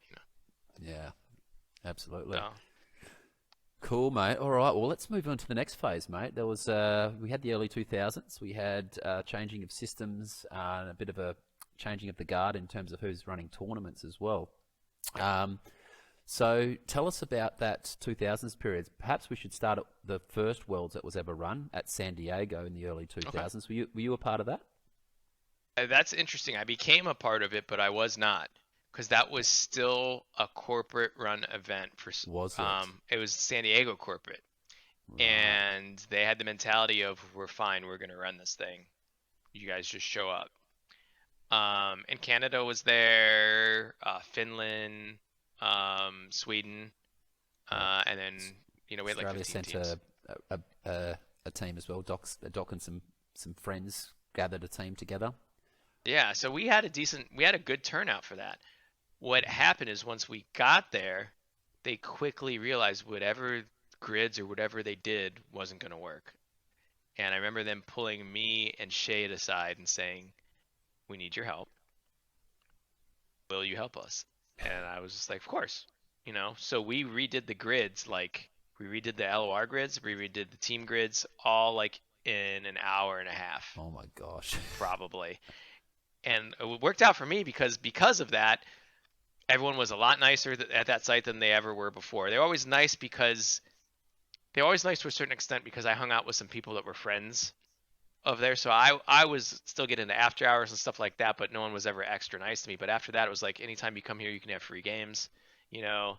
But it was challenging because they literally stopped the tournament, so Shade and myself could go create the grids and redo them all. Um, because there's just a lot. I mean, people don't take it for granted. Like it's not a perfect grid. They're like, oh shit, this team never plays that. Like you don't. Some people doing it for the first time don't look at that detail. These teams never played each other ever. And it's like, wait a minute, I came to a tournament not to play. And for us, I get when you have 60 teams that if you don't happen to play each other the first day, the way it's like, but we have 15 teams, 14 teams, 10 teams, 12 teams. There's no reason not that everyone should not play everyone throughout the equal amount of times, the way we do things. So that was challenging in that regard. So we redid it, and after that, the rest of the tournament went fine. We helped with that, moving the games through for game mastering. We took over for elims and everything else. We'd be like, okay, Vest, we're starting it in 30 seconds because none of that was happening. No one was actually taking charge and saying, you have 30 seconds. If you don't button in, I don't care. The game's starting, right? And we got it back on track and got it done. All of the game masters and everyone there was great. It's just there was the not understanding of what's involved. That was also the most strict tournament I've ever been to as far as game mastering goes. They literally had like roaming game masters around the ring, like looking at angles when you do an LOR and everything. It was just like, so in those situations, you just try to be as clean as you can because the people that aren't clean, they'll get taken out pretty fast with ticks, and then you don't have to worry about it. So Who trained that many refs? Because my experience of having lots and lots of refs is that the quality can drop off fairly rapidly after the top half a dozen or so. So the one thing about San Diego is I think the refs actually played in the tournament too. I think Aha. they were role player based, um, to the point where they'd been around since the site opened. So they had their own niche there, where they were game master friends and stuff. In fact, Trigger Happy was on our team, was GM and ref there, and a GM and a game master there for years and years and years. Mm. Um, so they had cool people. It's just they were old mentality. It's like, here's our niche, we're gonna do our thing. And then when they decided to run the tournament, it was the owner was and the owner was cool to me, probably because he knew I was friends with Mark, but the owner had a big say in everything that was happening there. Um, in fact, he actually helped me out when I was complaining about something. So, and went and looked at it, and he was just like, "Yeah, that's messed up. We'll handle it." So, um, but yeah, that's why that was like one of the, and that was weird because that was sort of a pocket of, we're going to insert ourselves. In fact, I think that might be the time that really kicked off the scene again. We had that first Worlds, and so many people came out of retirement to play that Mm. everyone was like, "Oh yeah, I enjoy this game. Let's continue this." And then, but we didn't like the way it was run, obviously. And then from there, we started running tournaments again. Okay. And was it what system was that first Worlds It on? was V5. V5 and 5 man Yeah, teams, 5 person teams. yeah, 5 person teams. Yeah. I think it was Okay. 5 person teams. Let me look. I can. Yeah, I think it was. And so Uh, was it just while you're scouting that? Just a little, what was the quality like? What was the standard of play like in that early Worlds? it was 6 man. Six Um, man. 6 man. It was good quality. There was still well, so many people came. But that was a true mix of teams where you just had super teams left and right. Mm. I know that everyone talks about how when Doc and people came over and there was like super teams and the mixed teams and that's what helps you develop your roles. But the year he came over, there really wasn't super teams. There was one mixed team and it did not win. Um, but I think that was just the comment Mark made, and it was good for the time. It was good that he still made it because if we could have done anything different, if it wasn't for sites closing, we would have. We would have still kept it regional based and everything like that. But it was just Mm. too many sites closed. Well, we were fortunate enough to learn from the mistakes or that particular learning outcome that you guys had, and we instilled that in Australia, and it's probably the primary reason that we grew the way we did, Right. because we kept it regional. Yep. Mm. Cool. Okay, so yeah, Worlds happens. I've actually been to Ultrazone. The Ultrazone closed now. Hey, San Diego. It did. I want to say it was. I think it was during the pandemic, because it feels like it's been like 2 years or so. It was like right. I think the pandemic is what made it close. Yeah, I went and visited Trigger Happy there 2016, I think, when I was Oh, over okay. in the US, and he showed me around, and it looked like an awesome site. And the arena hadn't changed. He said the arena hadn't changed for a lot of years as well. He said that the people would like playing tournaments there because they could fly in from out of town and kind of knew the layout of the arena and everything. Yeah. So Yeah. yeah, it It's sounds like it would have been funny. a good, It good was fun. spot. It was weird the people you run into. I remember going to because I played a couple. Um, shoot, it's not Qzar, not Qzar. Quest, Laser Quest tournaments. I played like two. Their national one and another one, and I just happened to go to a Quest site. I don't know why, and it was in San Diego, and or no, it was Los Angeles. The person somehow the architect was there for the laser tag for Ultrazone. So he showed me the original blue, like in the parking lot. I'm like, I just meet this guy. He shows me the original blueprints for San Diego, because the site's always been a little weird. It's like, why did they design it like this? And then he showed me the original plans, and there's supposed to be this big room here and a cut through. I'm like, wow, this arena would have been so much better if that was there. It's just weird the people you meet. I'm like Yeah. at a completely somewhere else, and I was like going over the blueprints with them. Oh, Sort that's of funny. crazy. Never that had never happened. Yeah, cool. So so Worlds happened. So that kind of sparked the US a little bit again. It You kicked it said. off again for sure, yeah. Like the Yeah. competition was really good there. That LOR was 2 days, so there was just people watching and talking a lot and getting into it. And I mean, there was 15 teams, so um, it was crazy. I mean, it wasn't. It was a good. Just have not played in a while. I think it'd been at least 2 or 3 years since a lot of people played. Just everyone was coming out of the woodwork, so it was a pretty strong tournament. Mm. So what happened post the first Worlds then in the US scene in terms of tournaments and players and everything? Did you guys continue to run probably We a did. smaller number So of tournaments, but still ran a national, still ran some of your other invitationals? we did. I started working. We started running more clashes, and masters. So masters still continued to happen, but they started getting bigger again. So masters in Alhambra, which is near LA, it's like 45 minutes outside LA. There's always a 5 man there on V5s, and then clash continued to happen. It stopped for a while, but we got it to start back up. Talking to Mark, and then Assassin took over for I don't know if Assassin ever even stopped Philly invites. I think he did for a minute, but then he was running invites. So we started having like all of a sudden 4 tournaments popping up. Like back, we started. I mean, everyone just sort of people that ran them went to this tournament, right? So then I was like, okay, I'm gonna run a Masters, and then Pete was like, all right, I'm gonna run a Philly, and then Mark was like, well, I'll do a Clash. Next thing we know, we had all our dates going again. We'd have an October, a January, and we just had every 3 months people were going to tournaments. So I just sort of Yeah. kicked it off again. Awesome. And what was everybody? What system were you playing on at that time? Um, all these old sites still had V5, and then it's kicked over to Nexus. Mark got Nexus right before. um, Finland, Aha. I want to say, right before Finland. And that would have been Gen 1? Yes. That's it. And those ones were, no, he was still on infusion. I take that back. He got it after we got back. No, no, he had to have it before. He got it before. He had it before because now I think about it, the coding and stuff we were doing. He got it before. And then the clash started happening on Nexus. It was Gen 1 and it was rough. Rough Gen 1. Like when we took the gear to um work 35 packs and within the first day and a half we were down 50% of the packs. Shit. It was weird too. It was a little different. It was must have been manufactured out of somewhere else because Mm. I remember Doc or someone looking at the board saying this isn't how my board is. Mm. And so it must have been a batch that came from somewhere else. And corporate did send a couple people US corporate with boards and stuff to try and help up. They were dying too fast. We cut one of the tournaments. So a lot of people that were disappointed with Worlds wasn't because of the grids in New York. It was because the packs couldn't take it. We literally were doing all we could to keep them alive. There were always three packs being worked on.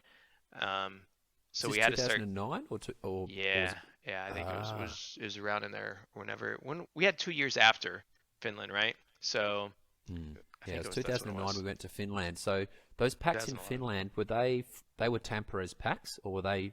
They were Tempier's packs. I Yeah, don't. Well, shoot, did we bring them? We might have.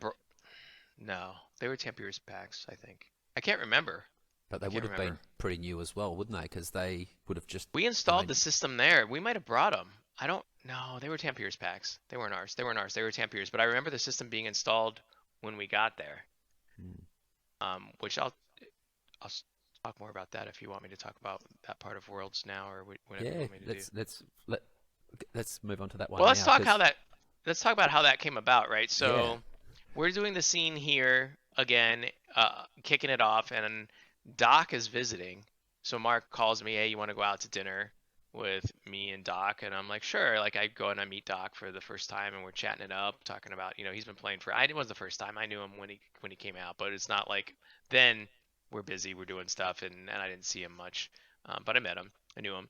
So he's here, we're having dinner, we're talking, and he's like, yeah, want to do an international tournament. I'm like, well, that could be fun. I could get probably two or three, maybe even four U.S. teams to go. Um, where are you thinking? He's like, oh, I got a pal, a buddy in Finland who owns multiple sites. And I'm like, okay, well, and this is sort of how the whole world's thing started. We just kept communicating and we started the council. And we had like 5 sites to choose from. Now it's 3 sites to choose from.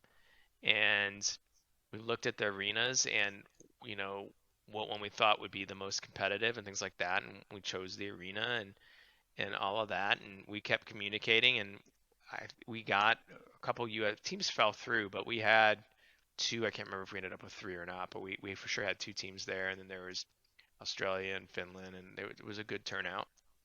Um, and that really started everything. I would say, right?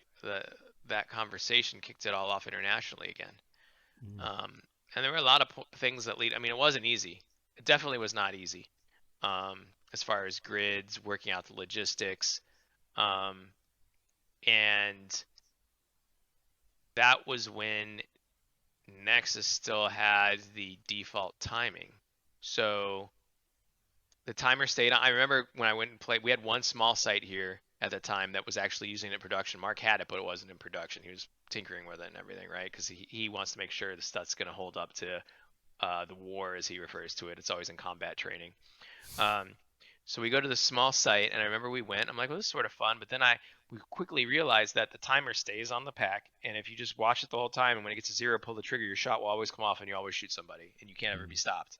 So we were like, well, what the hell, right? It really changed the mindset of how we're going to manage this. I'm like, well, we're going to Worlds. So I had a plan that I was going to reintroduce timing at Worlds to the whole world, and I had a good feeling. I was slowly reaching out, like tagging people that team captains that I knew would be there, and just say, hey, I'm working on this thing. What are your thoughts on this?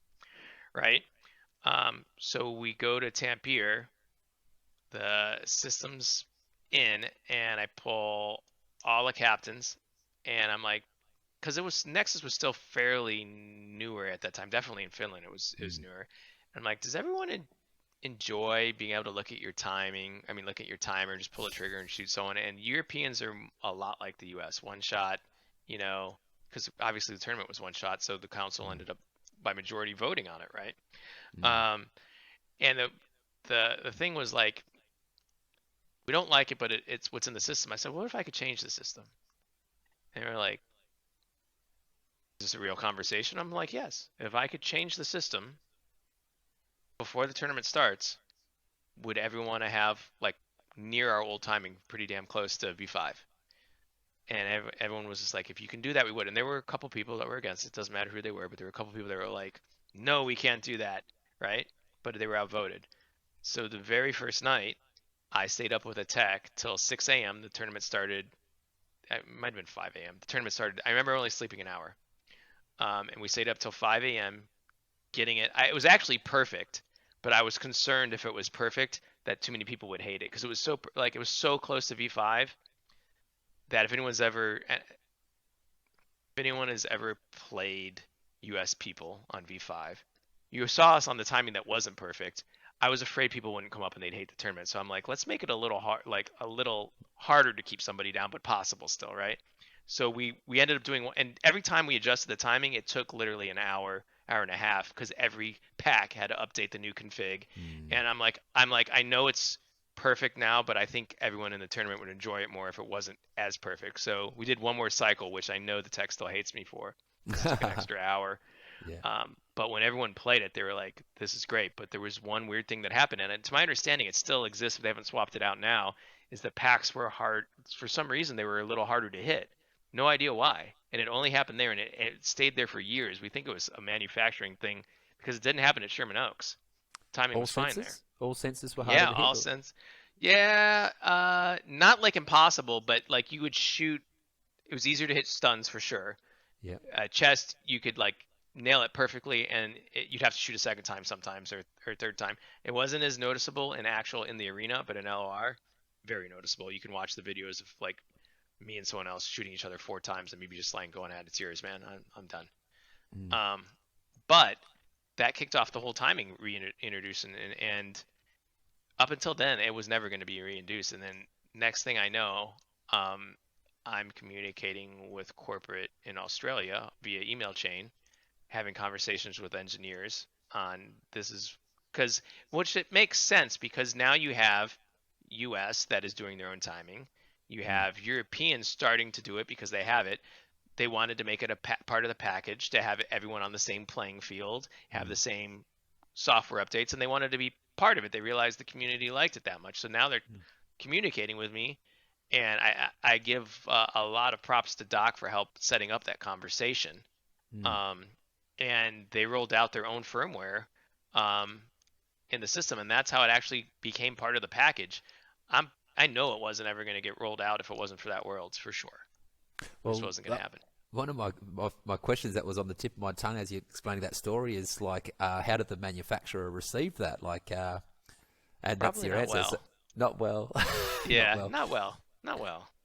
But they But set up a conversation with you to incorporate it into their sort of general production of all their packs, yes, essentially. and everyone embraced it, and I love everyone at corporate. I mean, everyone. Well, it's been a while since I've been there, but when Jamie was there and everybody, I don't have anything bad to say. I mean, I went and toured the site and had a good time playing on the packs when I was there. When Nexus still wasn't out yet when we went to Australia, we went there and we played. And I had played on Nexus before I went to the corporate site, and even those ones that they were putting in production were different than the originals that I played on Mm. because the ones that I played on, I like the timing better.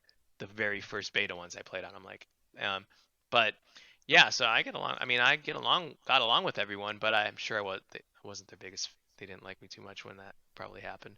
So that's how timing came out, like to There you all the go, packs, and ladies that's and why it gentlemen. exists again. The man It's you're looking 100% at here true. is now, he's the man responsible for the timing that you played for all those years on Nexus. So did that transfer into Gen 2 as well? By Gen 2, I think didn't corporate had already roll out their new patch? So Yeah. it was coming out. It was already in. So it wasn't. Yep. It was just the Gen 1 stuff, and it was my understanding that shortly after that, Europeans were working on a timing thing too. Just no one else knew about it yet either, right? I think if they had it, they were a little farther off from getting it done. So it probably would have evolved anyways, but it might have been a lot quieter instead of someone just standing in the front of a room saying, "I want to do this." What does everyone think about it? Mm. And you prove your point. You say, "Okay, would you please stand in front of me?" Okay, shoot me. I guarantee, I bet you $100 I shoot you when I come up, and I just pull the trigger and it's like, "Oh, you're down." Like, you can't stop me because I can see it. Like, one of the things was you can't see the last couple seconds on the timer anymore. It would cycle through how many reloads you have or how much ammo you have, because we reintroduced ammo reloads and energy ups too. So you had that, and then we brought in the reloads and all that stuff. So Mm. yeah, Well, quick mate, ups. I commend you on your meticulous and detailed nature of how you approach things because, without that, the Worlds in 2009 wouldn't have been the same. It was a really good tournament. Like I remember, we had an absolute ball. We had never played on Nexus before, and we certainly hadn't played a Worlds style game, one shot per second and stuns on Nexus, and we thoroughly enjoyed it. We felt like we were able to, we were the gap between was bridged as much as possible. Like in terms of like us not having the history on the system and the history on the settings, it was it had been crafted to a point where like we were comfortable on what we were playing on, and we were able to win games when if we played well. So yeah, no, it was an amazing change. I had no idea that you were responsible for that. Now I feel like a more educated man now. There Yeah, you go. yeah, yeah. And you It's guys took out that first one. one of the only things I'll seriously brag about in the game is that I glad that I was able to make that happen for everybody. Yeah, no, it's as a tournament organizer, you get a big joy out of being able to make a change that impacts the community. I know that feeling. So awesome, man. Is there anything else about the worlds, the early days of the worlds, you'd like to share with us? Yeah, I mean, you know what? The world's things, it wasn't arguments, but it was strong conversations. And even then, I was very strong in my conversations as well with people, right? As well, everyone was very passionate about what they did, and how they played it. It wasn't as much passion. It was really different views, right? So, and we ended up changing things farther down the road. Like, for instance, I think the one in Finland, I don't think we had a different. I think we did the US grid on that one, as far as, and then we ended up creating a worlds one. I don't know if they're doing system D now. They might be, because I didn't look at what the rules are now, but we created the special um, grid for worlds where it wasn't just the where you just go right up. We did it in Finland. I mean, in Australia, where if you lost, you drop down to another, like, different. You played two different teams, and you could get yourself back up. Where Baltimore played like 20 games, right? Yeah, For I think we better call it two or track. worse, yeah, two Mm. track, like a two track. The only difference was, in this version, the number one team got the bye to finals. That was something I Mm. fought hard for, because I'm like, Yeah. and I still believe this wholeheartedly for any tournament, whether you're on System D or what. If you played the whole tournament and you ranked number one, you should benefit from that. You should get the bye to finals. And I'll fight that to anyone to my day. If you just played 50 games in a tournament prelims and you rank number one, I think you've earned the shot to be to finals. That's just my belief. So that was what was different about two track. The first number one team got a bye, and then the very first game was two games instead of one. I believe that's the difference, if I remember correctly, because I was just like, well, that's not fair. That the very first game, like, if you lose your first game, you're out of the tournament. You should at least Mm. have play two games, add them up, and then and to determine. So that's the only difference Yep. Yeah. between Right. two track Okay. and that. Interesting. Um, Yeah, I so still that do that was in all my comps to this day. That first game's always two. The bottom game is good. always a I'm two glad two it. game. Yeah, I I love. mean, you Well, guys might have always been doing that, but at the time when we were looking at the options, it wasn't on there, and I edited it it, doesn't happen and at it our worked. nationals, but Okay. I do it in my local tournaments here. I Okay. really like that. So that was something, right? Conversations for, because a lot of people wanted System D. A lot of people wanted to do elims differently. Europeans definitely do elims differently, and I believe they rolled it in France. Um, when they did it. I can't remember how it's a little different, but it is. Um, at the time, they didn't want to zero out scores if you got eliminated. Um, that was like, but still have it apply later. Like if two teams, like if one team survived, right, you automatically get. Let me say it a different way. If one team survives, even if they had a lower score, and the other two teams were wiped out, obviously they win. It doesn't matter score, and that was a little bit of a conversation for people to understand the rank system 3-2-1 type thing. But if two teams are eliminated, or if all three teams are, let me say it a different way. That's easy to understand. If there's three teams and two people are knocked out of here and one person are knocked out here, if you're knocked out, your points don't count was a hard conversation. Right, so that took a minute, and but people understood, and that took a minute to get, and then two shots or one shot was a very long conversation for many months, many I bet. months. Well, It I know from led. talking. Sorry, you finish. You finish. No, go ahead, go ahead. I was going to say, I know from talking to the people who are representing Australia, it was very contentious at the time because obviously there was these. You had 4 or 5 countries all trying to decide on how we were going to play a world tournament when everybody plays differently. And we got to the end of the process and we felt like Australia got 0 concessions. That's what it felt like because we were essentially playing the US/Europe game. So I get it. It's like you kind of got to go one way or the other, don't you? You got to go one shot and stuns, or you've got to go 2 shots in the Aussie format. You can't start blending stuns and 2 shot and all this kind of stuff. So Yeah, but and that was the feeling at the time. and I remember that. But I also know there was a decent amount of people that didn't necessarily want two shot from Australia later after the fact. Um, and that maybe that just changed because of your experience, your guys' experience there too. But that also brought about, because there were some things that happened all the way around. Um, we realized at that tournament that we should not just have one representative per country, and that's why there's two now, and we try to spread them out so no one can bring in their own thoughts only. When you have two people, you hear other people's thoughts too, and it really makes best representation happen. So that brought about a second person after Finland too for everybody, to Yep. make sure that no one has their own agenda.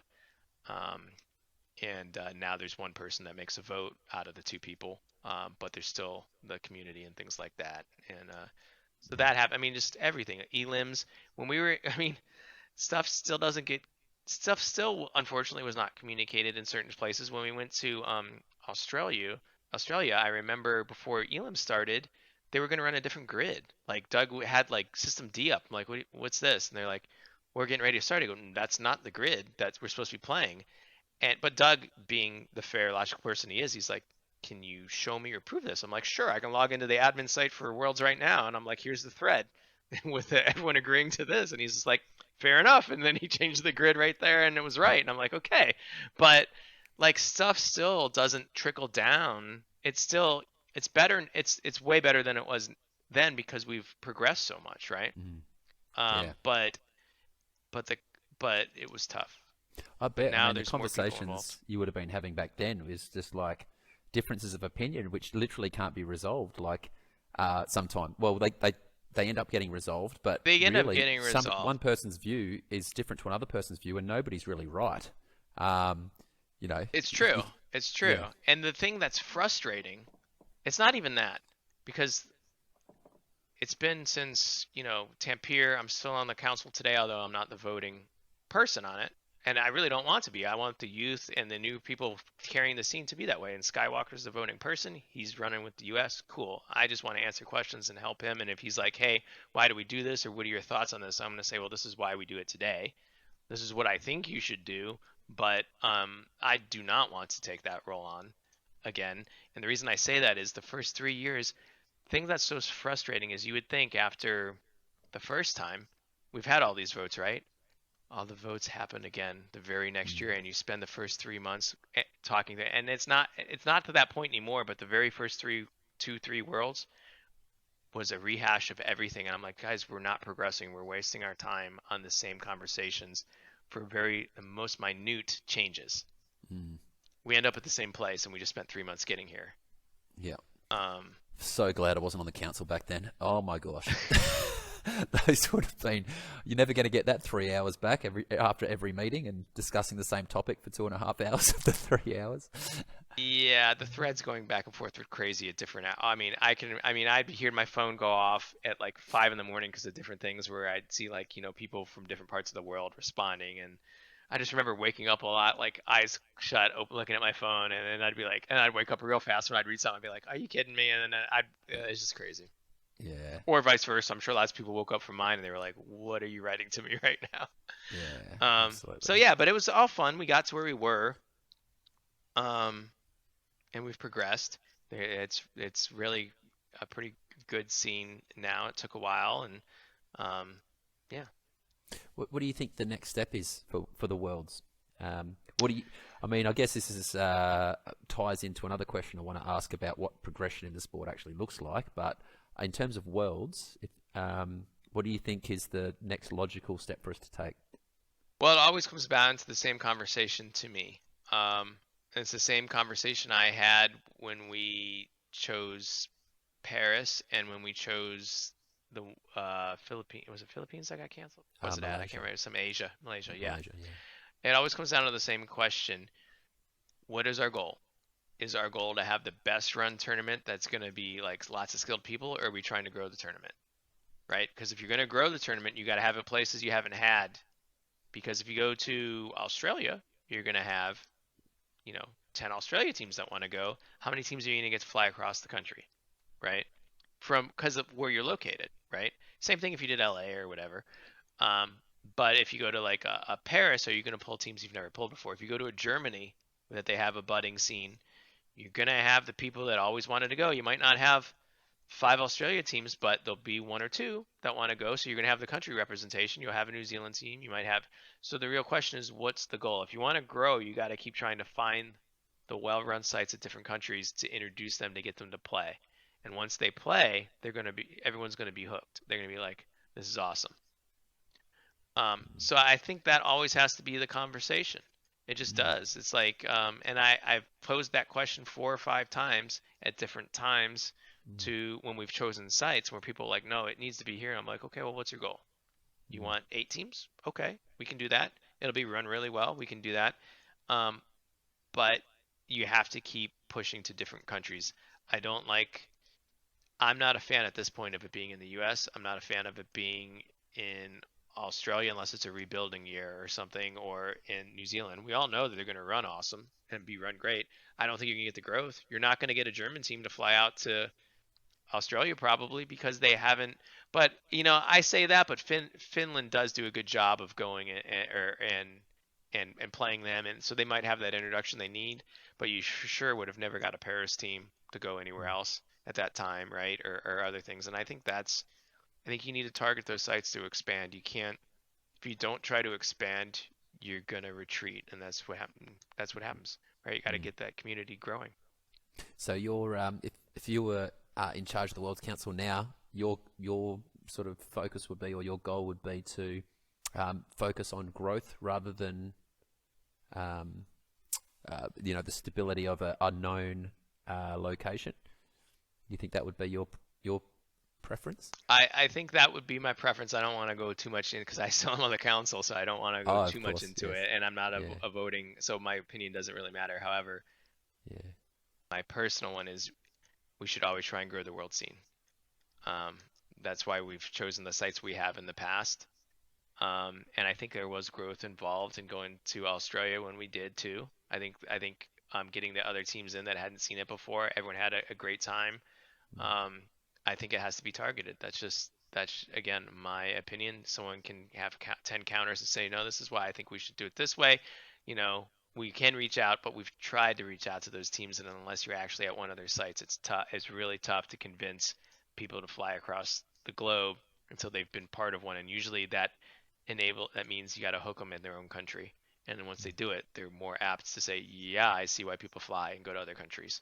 We did it with Finland, who's gone to Australia a couple times now too, right? Everyone playing. It might be a different game, but this all starts out from those connections. Those connections wouldn't exist if we didn't do that.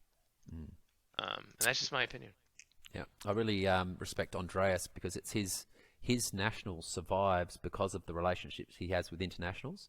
So Sweden don't have enough of a scene to have like a nationals that could stand on its own 2 feet without Finland and Germany and other countries Yeah. coming, the US coming. So yeah, Even he back at Worlds 1, I remember that was the case. I remember even then they didn't have nationals anymore then. They got just barely got a team together to come at Worlds 1.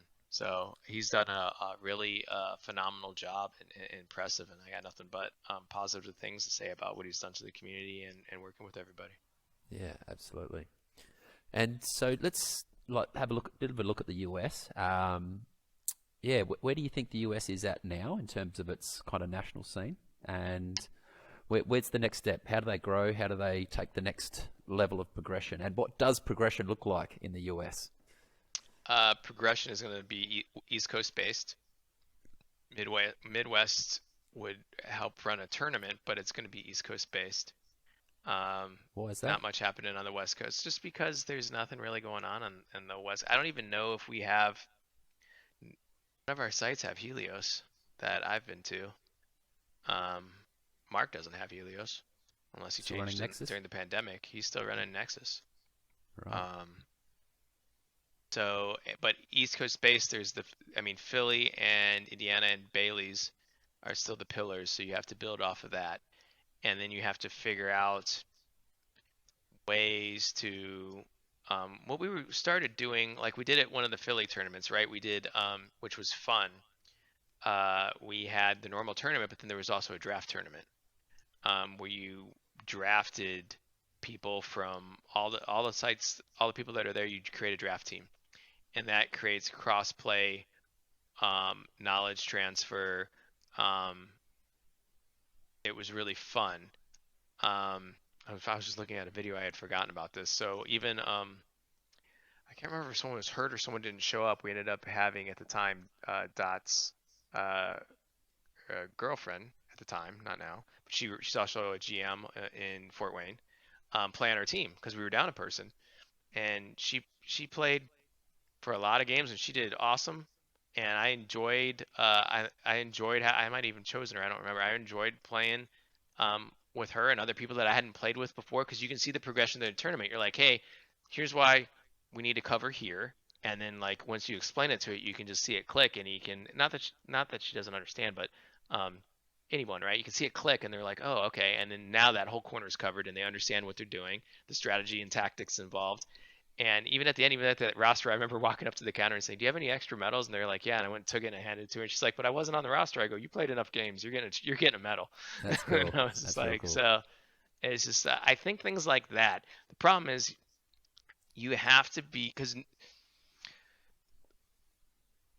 I'm not going to fly out to just play on a random team that I don't know, right? I'll fly out with my guys, but I would enjoy saying, "Hey, I wouldn't mind playing in a mix of people to transfer knowledge and to try something to end where everyone's sort of trying to build like your point system, right? You have 5 points. You can take a great player, you can take a Mm, medium wood, or people say are this, right? And mm, you build your team, right? And then you see what you can do strategy, tactics wise, mm, and come up with it. And I think that helps grow people, because then when you have that mm. interaction, they understand strategies, the reason to do things, the reason to say, oh, take a shot here and then run over to the other door. They're going to think you're still standing there, and then you can come in this Yeah, door because they might not be smart enough to be paying attention or what have you, right? There's yeah, all kinds of things. Bounce a shot off of this wall. You shouldn't be able to, but you can because it's shinier here, yeah, or something weird, yeah. things like that. Thinking different. It's totally. I couldn't agree more. And the other thing I just share from my experience of doing this kind of a thing. I haven't done a draft before, but uh, where we are in Queensland, we have a regional championship between. But we got two sites. We basically all the players from both sites. We used to do like one site versus the other, but we've switched to a model now where it's more integrated, where teams can form from both. And it used to be self-formed teams where people would just basically get the strongest team together they could. And we've moved to a selection panel system where we now kind of spread the players out a little bit more evenly. And all the benefits that you just spoke about in terms of actually passing the knowledge down to some of the newer players and the less experienced players happens. But also what we found is the people who are coming up through the ranks, um, they actually feel like they're being cared for. Whereas you can lose a lot of new players in the early days where people just like, oh, these people just care about winning. They don't give a shit about me. And like, they'll kind of just lose interest and walk Yeah. eventually. But by integrating the different levels, one, the tournaments become way funner because you don't have like two or three teams winning every single game and then everybody else, you've got everybody beating up on each other. So it becomes much more interesting, much more fun. But the newer players that are coming through feel like, oh, actually, these people actually give a shit about me. I might stick with this. They become much more resilient players because even if they have a bad tournament, they'll come back for another go because like the community have demonstrated the care for them. So yeah, couldn't agree more that kind of approach instead of stacking your teams, if you can create a system, any kind of system really, whether it's a draft or anything else, where the talent is spread a bit more and you can equalize the teams, has benefits on so many levels. Yeah, I mean, I think there's lots of different ways you can do it. I mean, for a long time, the most enjoyable game I like to play is Elim, and it's been that way for years and years and years. At this point, there's got to be a point where the competition is fun. I enjoy playing it when I'm in it with my team, but Elim is way more fun to me. Tactics and different things you can do. I mean, one of the things when it comes to tactics, to pause for a second, I know we're talking about the U.S., but I want to circle back to when we actually came out to Australia for Worlds.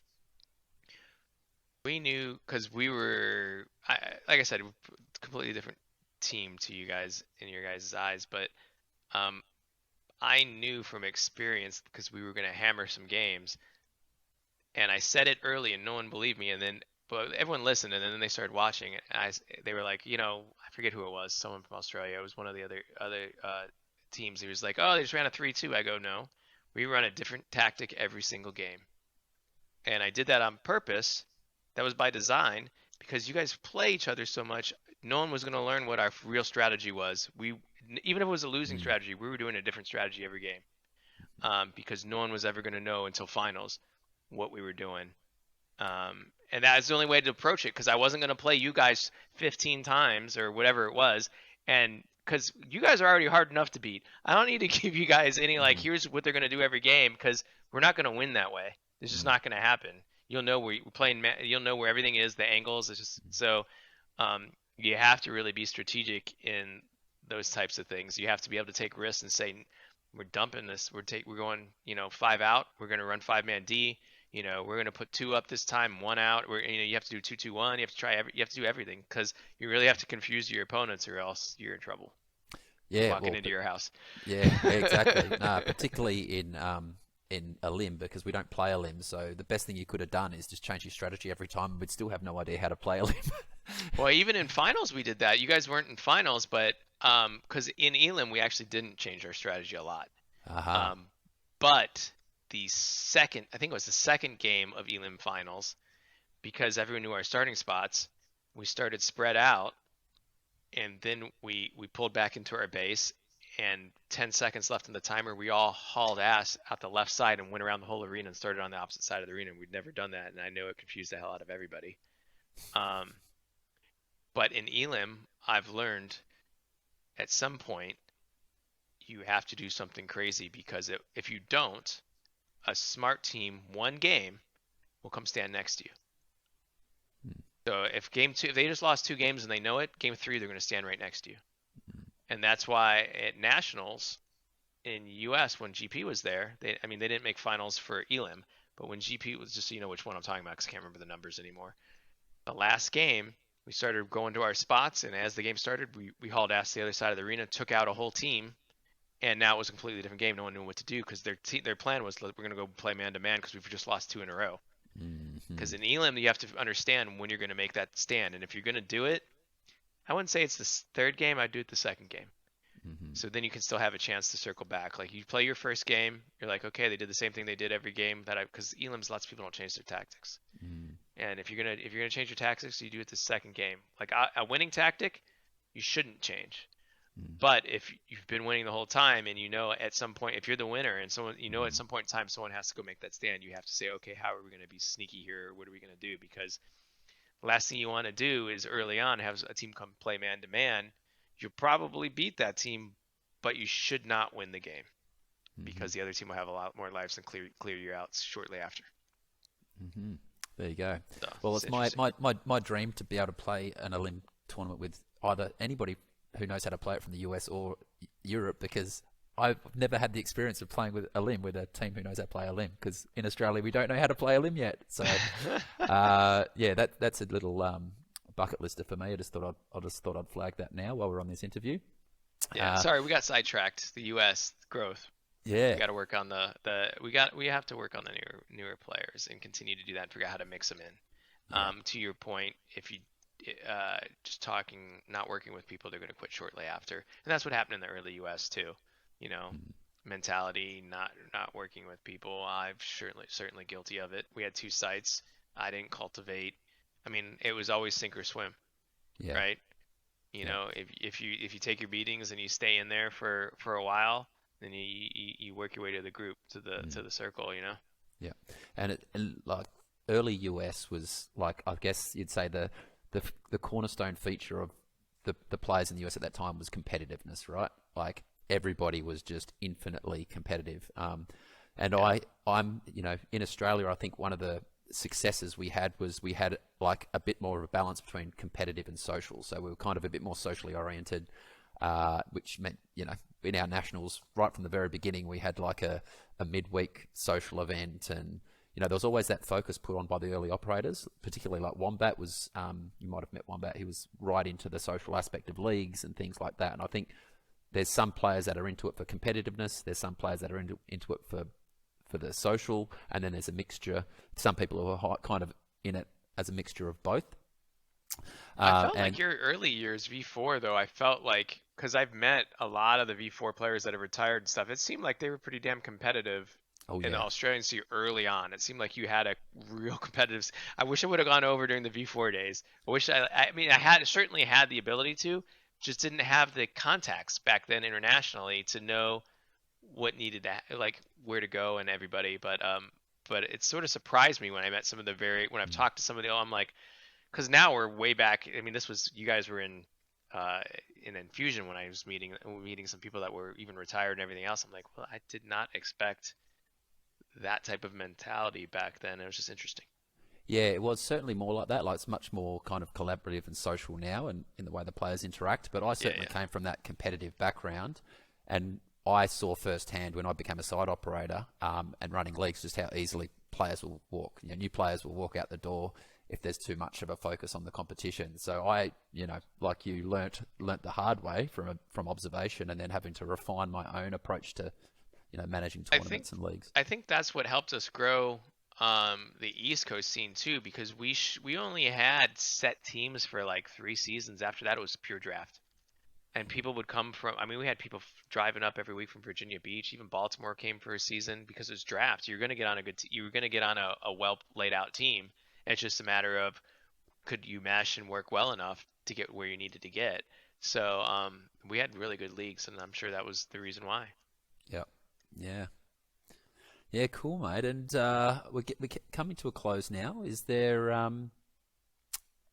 anything you want to share to us about? Let's talk about the sport in general now. Like, what's the future look like for laser sporting in terms of like what should we be aiming for as administrators, community leaders around the planet who lead their local laser sporting community? What do you think should be our focus over the next few years? Um, I think I still think I think the focus always, I think people understand what the focus needs to be now. I think there is the everyday player where you have to potentially have, well, for you guys, you have two shots, so maybe it's similar, but for us, I think that is sort of the everyday game potentially is two shot and things like that. So site operators need to be able to make their money Mm, still, and it's not necessarily a competitive game every day because you will drive. It can be competitive, but it needs to be just enjoyment. And then, but there needs, and the difference here is, which I believe you're really good at, is still driving special days or things to have that, cultivate that scene where people can play the competitive game where it's um, where they're learning and learning tactics and things like that. In the U.S. for sure you couldn't do it where you would just always have a competitive scene. There has to be, here's your birthday parties, here's, the fun games, but it needs operators that are willing to say, okay, Friday nights we can do the competitive stuff or what have you, or Friday and Saturday nights, and special like once a month things or a league, right? Everyone needs to go back to that and having the conversations. Really, the conversations meaning um, what it can be and talking to people to work with them. Because it still amazes me how many people don't necessarily understand strategy or the reasons to do things. Um, and those type of conversations or situations um, make all the difference when people understand, oh, that wasn't a mistake, that was done on purpose, or every action there's an equal reaction. People understanding that, like in the elim example in the elims, right? I think Noel might have touched on it. Like you can shoot your own buddy in the laser, and you have that half second of invul. You can to get across the hallway real fast or something, right? Just the different things that you learn, or just keep sticking out your laser. You might be taking shots, but it gets that guy on the rhythm. So then, if you time it right, you can still run and dash Mm. to get where you need to get in the U.S. anyways. Things like that. Like there's all kinds of just different tactics, getting someone's attention, continuing to shoot, so someone can circle around because they're too fixated on you. Um, and that is a downfall of a lot of great players. Mm. Fixation. Mm. Downfall. I've watched a lot of tapes or videotapes, and there's certain people, doesn't matter who they are, whether it be in Europe or whatever, that when I'm playing them, they are not paying attention to their game plan anymore. And I'm watching myself on videotape walk around a whole corner, and the person will follow me around, and I'll let Mm. them shoot me 4 times in a row because you're the strongest player on your team, and for some reason you're following me over here, and now my other two guys are going to mop up without you there. And I Mm. don't understand it, and the same people continue to do it. Mm. And I'm just, I will gladly take 2 hits, 3 hits in a row if I'm down already. I mean, I'll try and keep someone down, but if I'm down already, I will gladly take shots to continue to pull them back and get them Mm. away from their team. Mm. And it's all about, everyone needs to understand it's a team. It is a team-based game. Mm. There's no one who's a one-on-one player that's ever going to win is going to win a tournament at this point. So there's the mentality of everyone that loves LOR needs to understand that needs to stay in LOR, right? You need to work on your strategy and teamwork, and it's all about supporting and encompassing your team. Mm. Um, it's a team game. That's I why. just to add to that as well, I noticed one of the key things that happened here in Queensland that started right at the start of our successful era was that we got to a critical mass of like I got to a critical mass of players, senior players around me that I could rely on to take teams and stuff like that. So yeah, if I you know if I could add any advice to what you just said, to agreeing with that, and also if you can get a whole bunch of buddies that are willing to take responsibility within your local sporting community to have the same mindset, same growth mindset for welcoming new players, holding their hand, teaching them all the little nuances of the game, the team orientation of it, how to play as a team, all those kinds of things. Suddenly, you're not relying on one or two people to cultivate the scene. You've got like a more of a culture happening, and it looks after itself, and you can go and take a 3-month holiday and it won't be dead when you come back. That kind of a thing. Exactly. Yeah. Exactly. Awesome. And so, mate, is there anything else you'd like to finish off with? Is there any stories, anything I that mean, you'd like to share with you us? could go on forever about different stories, whether it Yeah. be, I mean, we used to run after hours back then, like when we first started. I can go through different decades, right?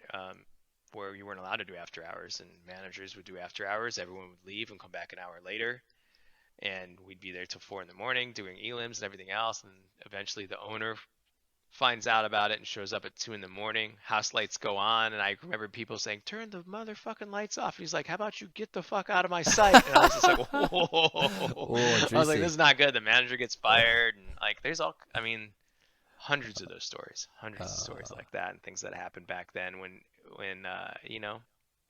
But I mean, people used to terminate like because the logs were so good, they would do Terminator started at elims because it wouldn't show up on the logs, or they would for a while they would terminate games before they would end because that wouldn't show up on the logs for when operators would run their reports after hour to see how many games they ran and everything.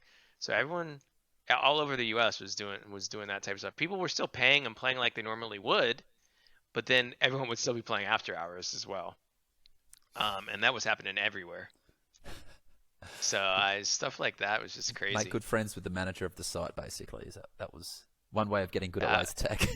That was one way, and that was the way to play the good games, right? You know, they turn off most of the lights, you know, so it'd be like dark games and everything else, and there really wasn't rules after hours. You didn't cover, and it was fast as you could move, and it's fun stuff. It is fun stuff. But yeah, I mean, we drove everywhere, you know, always. It was just every weekend driving somewhere.